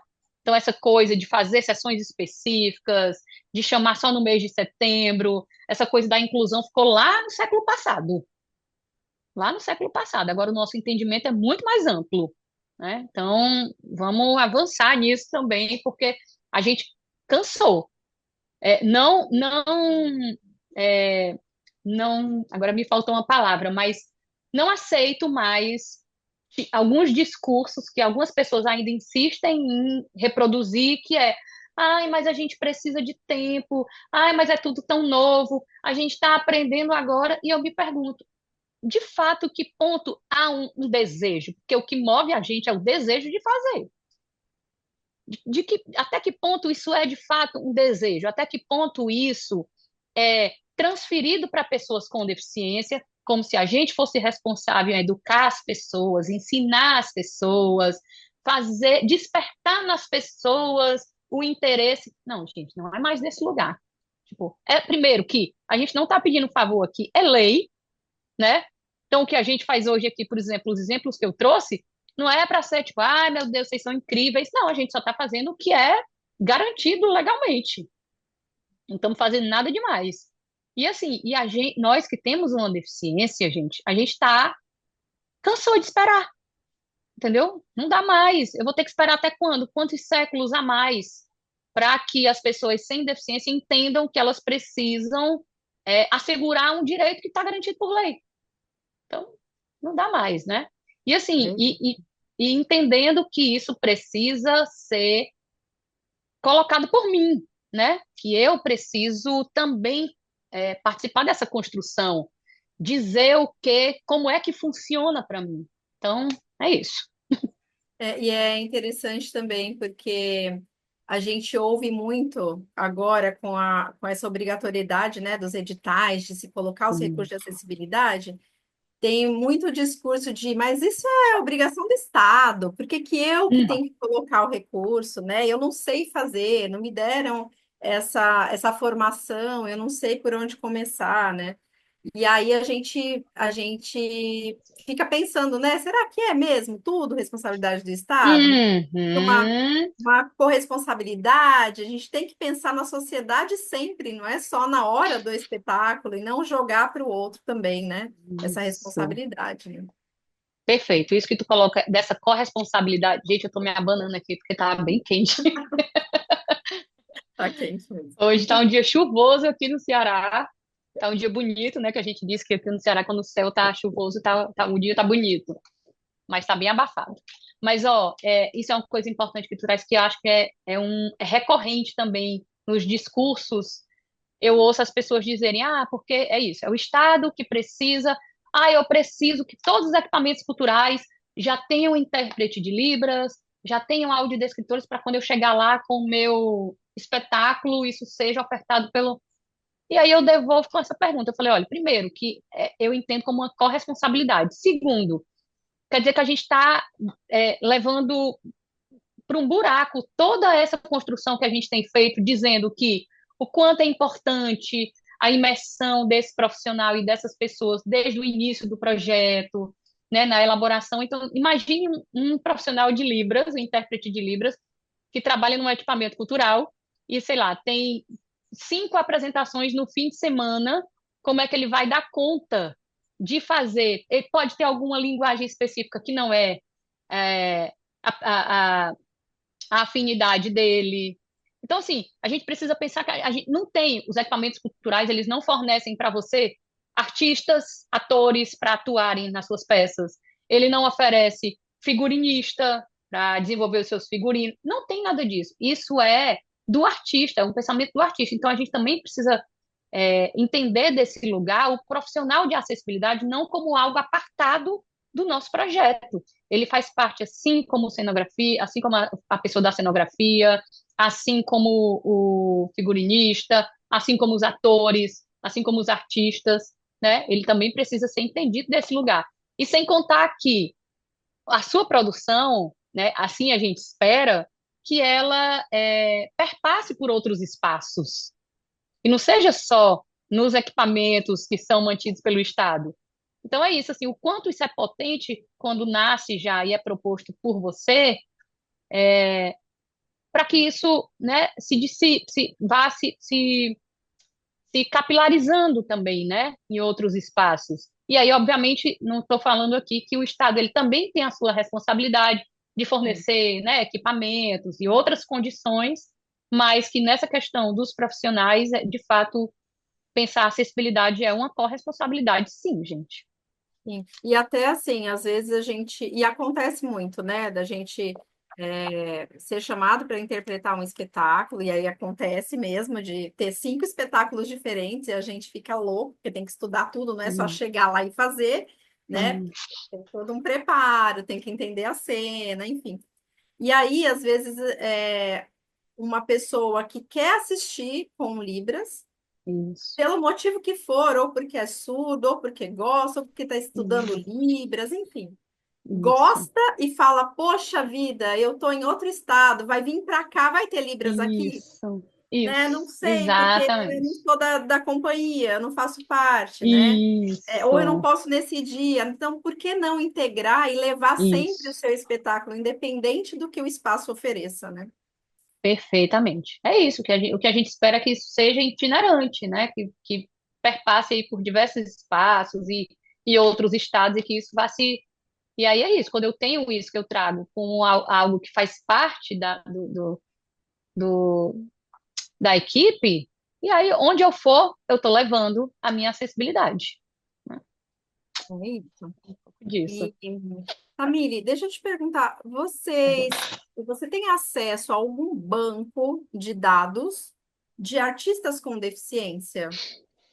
Porque a gente É, tem, por essa exemplo, dentro da Libras, a gente conhece, tem já lá catalogado vários artistas que fazem, né? Que são uhum, surdos, por exemplo, ou que sim. têm baixa audição, enfim, né? Uma significativa perda auditiva, que a gente tem catalogado, né? E as pessoas que a gente tem o contato no dia a dia, assim, né? Com outros tipos de deficiência. Mas você sabe se tem um lugar que a gente possa acessar essas pessoas com facilidade? Por estados, de repente, não Sim, sei. olha, essa é uma questão que a gente também tem, tá no nosso radar, assim, porque é colocado por muitas pessoas essa dificuldade mesmo, né, desse banco de dados. No momento, a gente não tem, assim, que seja um nacional ou estadual, a gente conhece algumas iniciativas, eu acho que o próprio Itaú Cultural, ele tem um portfólio ali de artistas com deficiência, são artistas de todo o Brasil, mas a gente sabe que não retrata, de fato, o cenário da atuação de artistas com deficiência no nosso país, mas tem uma pesquisa que foi feita recente, que chama Mapeamento Acessa Mais, eu acho que foi do Ministério da Cultura, em parceria com a Universidade Federal, acho que da Bahia, que fez uma pesquisa para identificar, né, para coletar esses dados, tanto de artistas DEFs, como de profissionais que trabalham com acessibilidade. Eu acho que finalizou esse ano, no mês de janeiro, e aí eu acho que esperar o desdobramento dessa pesquisa também acho que vai ser importante para isso. E também, eu acho que eu não comentei sobre isso aqui na minha fala, aqui no estado do Ceará, a gente finalizou recente a produção de um documento que é o Plano Estadual de Acessibilidade Cultural. Foi um documento construído aí coletivamente, com a participação é, muito diversa, assim, da sociedade civil, do movimento, instituições, o próprio, né, o próprio governo, assim, instituições governamentais e tal. E é um documento que ele vai trazer ali diretrizes, né, de como a política cultural ela precisa acontecer para, de fato, garantir esses direitos culturais das pessoas com deficiência. E, nesse sentido, está previsto dentro desse documento a elaboração desse banco de dados a partir do mapa cultural aqui do Ceará, né, mas aí seria a nível estadual, né? Esse documento ele já está finalizado, e eu não compartilhei ele ainda aqui com vocês, porque nesse momento ele saiu da Secretaria da Cultura, né, para seguir o trâmite para ir para a Assembleia Legislativa para ser votado como um projeto de lei, né, para se transformar ali de fato numa política de Estado, não numa política de governo. E assim, dentro aqui das nossas pesquisas, seremos aí o primeiro estado que tem um documento como esse, né, que tem um plano estadual de acessibilidade cultural, e eu acho que ele vai servir assim para ser esse norte, e dentro do que ele propõe também acho que tem muitos desdobramentos posteriores aí à implementação desse plano que vai contribuir nesse sentido, assim, né, de fazer esse cadastro tanto de artistas com deficiência como de profissionais que atuam com acessibilidade dentro do mapa cultural, onde o agente cultural ele consegue ir lá e fazer esse filtro, né, por linguagem, por território e, enfim, né, por essas especificidades desses profissionais, desses artistas. Legal. Ah, acho que é isso, né, menina? Você tem alguma colocação? Você quer mostrar para a gente o documento que você trouxe no último slide? Quer que Ah, abra? pode ser, Eu pode ser. queria só Diga fazer lá. uma pergunta também. Tá. Aproveitar. Então, Camille, muito obrigada. Foi realmente muito prazeroso e muito proveitoso te ouvir, assim. Que bom.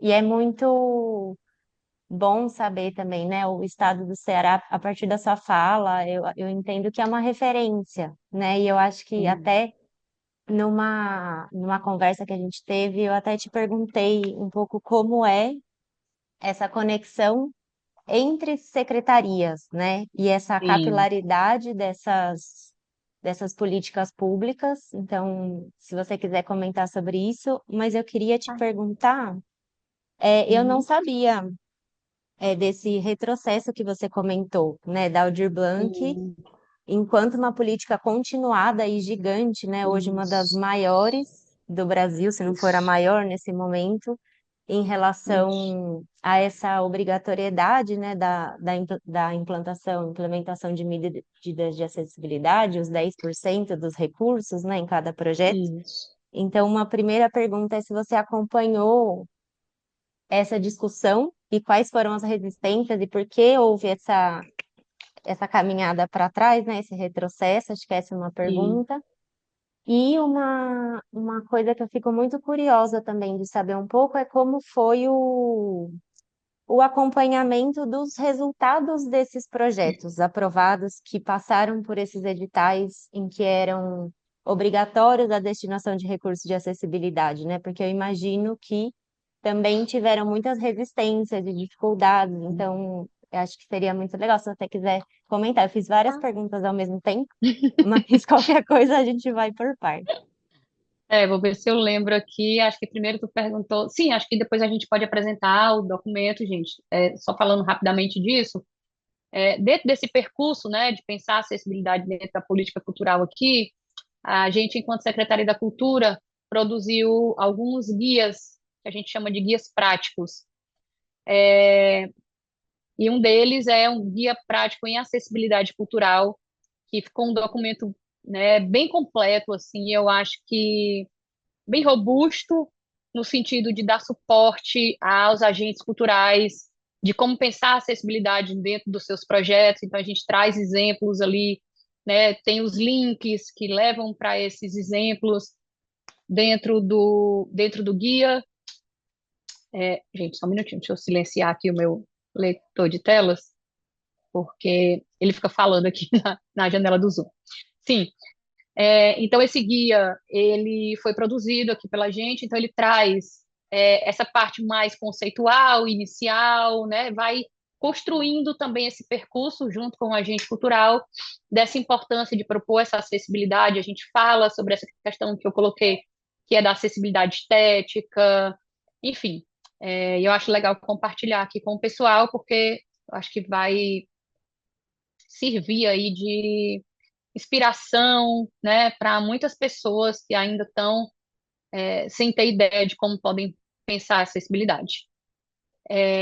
O outro ponto é sobre essa questão do retrocesso. Na verdade, assim, isso foi meio ali, né, pós-pandemia, a gente participou de algumas reuniões e fazendo essa defesa, né, da manutenção dessa obrigatoriedade, mas aí teve toda uma discussão do Ministério, né, de trazer aqui justamente isso, que tem um link com o que tu trouxe, né, que os projetos apresentados durante a Lei Aldir Blanc ficou percebido que ainda isso ainda não estava consolidado, muitas pessoas foram eliminadas porque não entenderam que era 10% do orçamento precisava ser destinado para acessibilidade, então muitas pessoas ficaram de fora. Aí houve uma discussão também sobre esse percentual, se isso se manteria, se era 10%, porque para algumas pessoas dizia que, né, em projetos de, sei lá, 1 milhão, 10% era muito para acessibilidade, outros 10% era pouco, né, para outros. Então, eles colocaram isso para a gente de que demandaria um tempo maior para apurar essas discussões e para a gente chegar num caminho mais possível. E não tinha esse tempo, porque quando eles acionaram a gente, é aquilo, já estava, né, com o processo caminhando já mais para o final. Então, houve uma movimentação, inclusive nacional, de algumas pessoas, até da Bahia também, de algumas pessoas com deficiência, para tentar evitar esse retrocesso, mas infelizmente não foi possível. O que a lei Aldir Blanc mantém ainda é ali dizer que o projeto ele precisa ter acessibilidade, né? Tem uma instrução normativa que trata disso, eu posso depois resgatar isso e compartilhar com vocês, mas traz dizendo que é necessário propor medidas de acessibilidade, mas de fato não traz isso como obrigatório, né? Ele tira a obrigatoriedade. E aí isso fragiliza, né, todo o processo que a gente vem construindo. Então, e isso, essa questão, né, de como foi a avaliação desses projetos que foram frutos da Lei Paulo Gustavo. A gente tem um equívoco, às vezes, de achar que a gente precisa do cenário perfeito para fazer alguma coisa. E eu costumo até usar um exemplo assim, dizer, gente, é, como é que você aprende a ser mãe? É sendo mãe. Por mais livros que você está lá com o filho na barriga, por mais livros que você leia, por mais atividades práticas que você participe com um boneco, com outra criança e tal, não sei o quê, você só aprende, você não tem como parar, é um pouco isso, né? Você não tem como dar um stop ali na gestação e dizer, não, calma, deixa eu me sentir segura para ser mãe, que eu ainda não estou segura. Não tem isso, né? Você aprende sendo. Então, eu acho que, assim, a minha percepção é que foi, sim, muito importante essa obrigatoriedade, trazer essa obrigatoriedade dentro da Lei Paulo Gustavo, apesar da gente ter tido essa percepção de que realmente as pessoas ainda estão muito atrasadas, né? E aí eu acho que isso, enfim, não vou me aprofundar, mas tem muitos aspectos que influenciam, mas as pessoas, em geral, estão muito atrasadas, sobre como pensar a acessibilidade e de como compreender isso, a importância disso dentro dos seus projetos.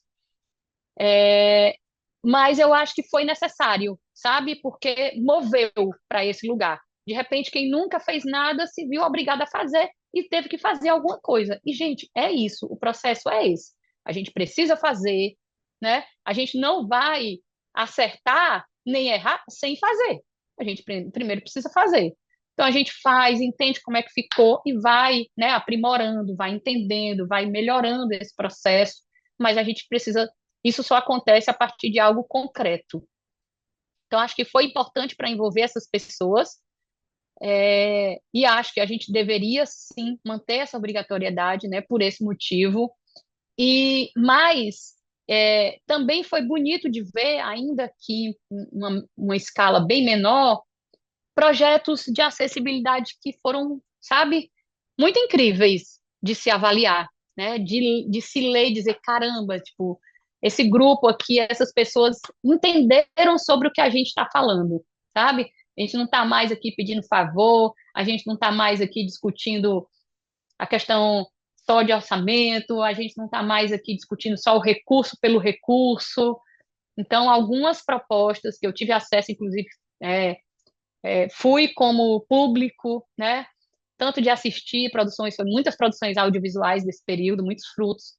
Então foi muito, muito bacana de ver isso. Isso dá ali uma aquecidazinha no coração da gente de que, tipo, é possível. Vamos lá, né? A gente não vai conseguir se a gente estacionar agora. Mas se a gente continuar, a gente avança nesse sentido. Não sei se eu respondi todas as perguntas, mas Não, respondeu sim, muito obrigada. Ótimo.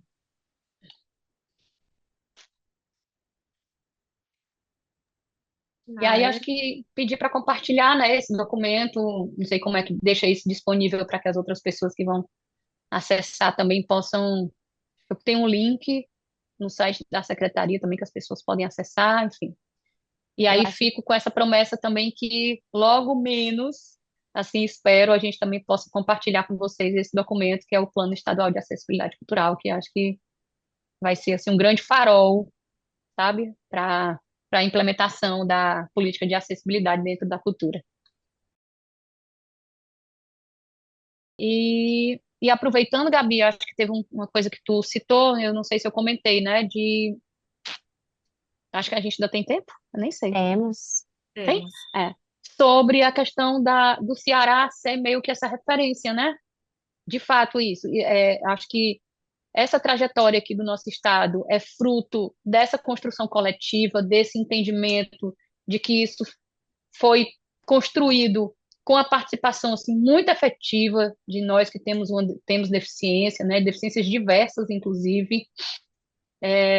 Então, de fato, hoje a política de acessibilidade ela está muito mais consolidada dentro da secretaria.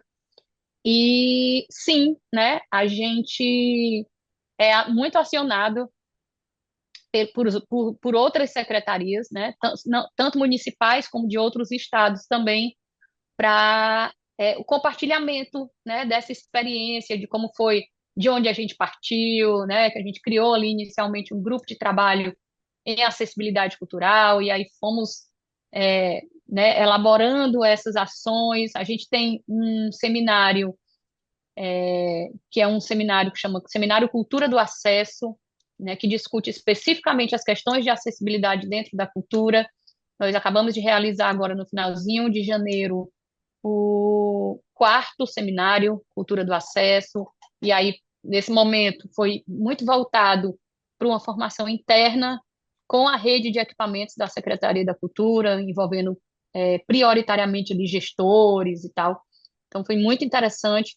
Então, a gente tem, em alguma medida, né, à medida que acionam a gente, compartilhado essas experiências, inclusive com o próprio MINC, né, que às vezes vai lá e diz, gente, olha, a gente está aqui na elaboração também de um guia, a gente viu que vocês têm um material, então como é que vocês podem também contribuir aqui com a gente? A gente está sempre nessas trocas, né, que a gente entende que são muito ricas, e o que a gente quer de fato é isso, né? No final das contas, a gente quer que o Brasil inteiro tenha essa política de acessibilidade dentro da cultura muito consolidada, implementada, e que a gente possa, com isso aí, garantir que a nossa arte, a nossa cultura, ela vai ser para todas as pessoas e não só para alguns de nós, né? É isso.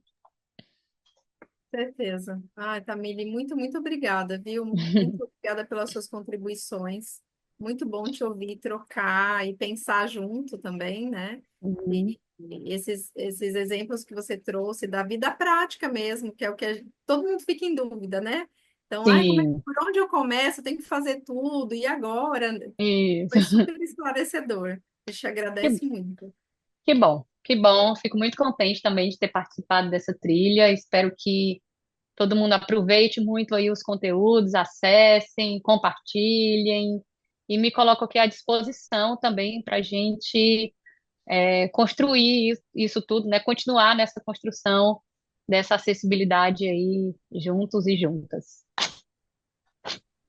Obrigada. É isso. E para você que está com a gente, assistiu essa palestra, dá uma olhadinha no YouTube do Marieta, que tem muito conteúdo legal. A trilha de acessibilidade está só começando. Vamos?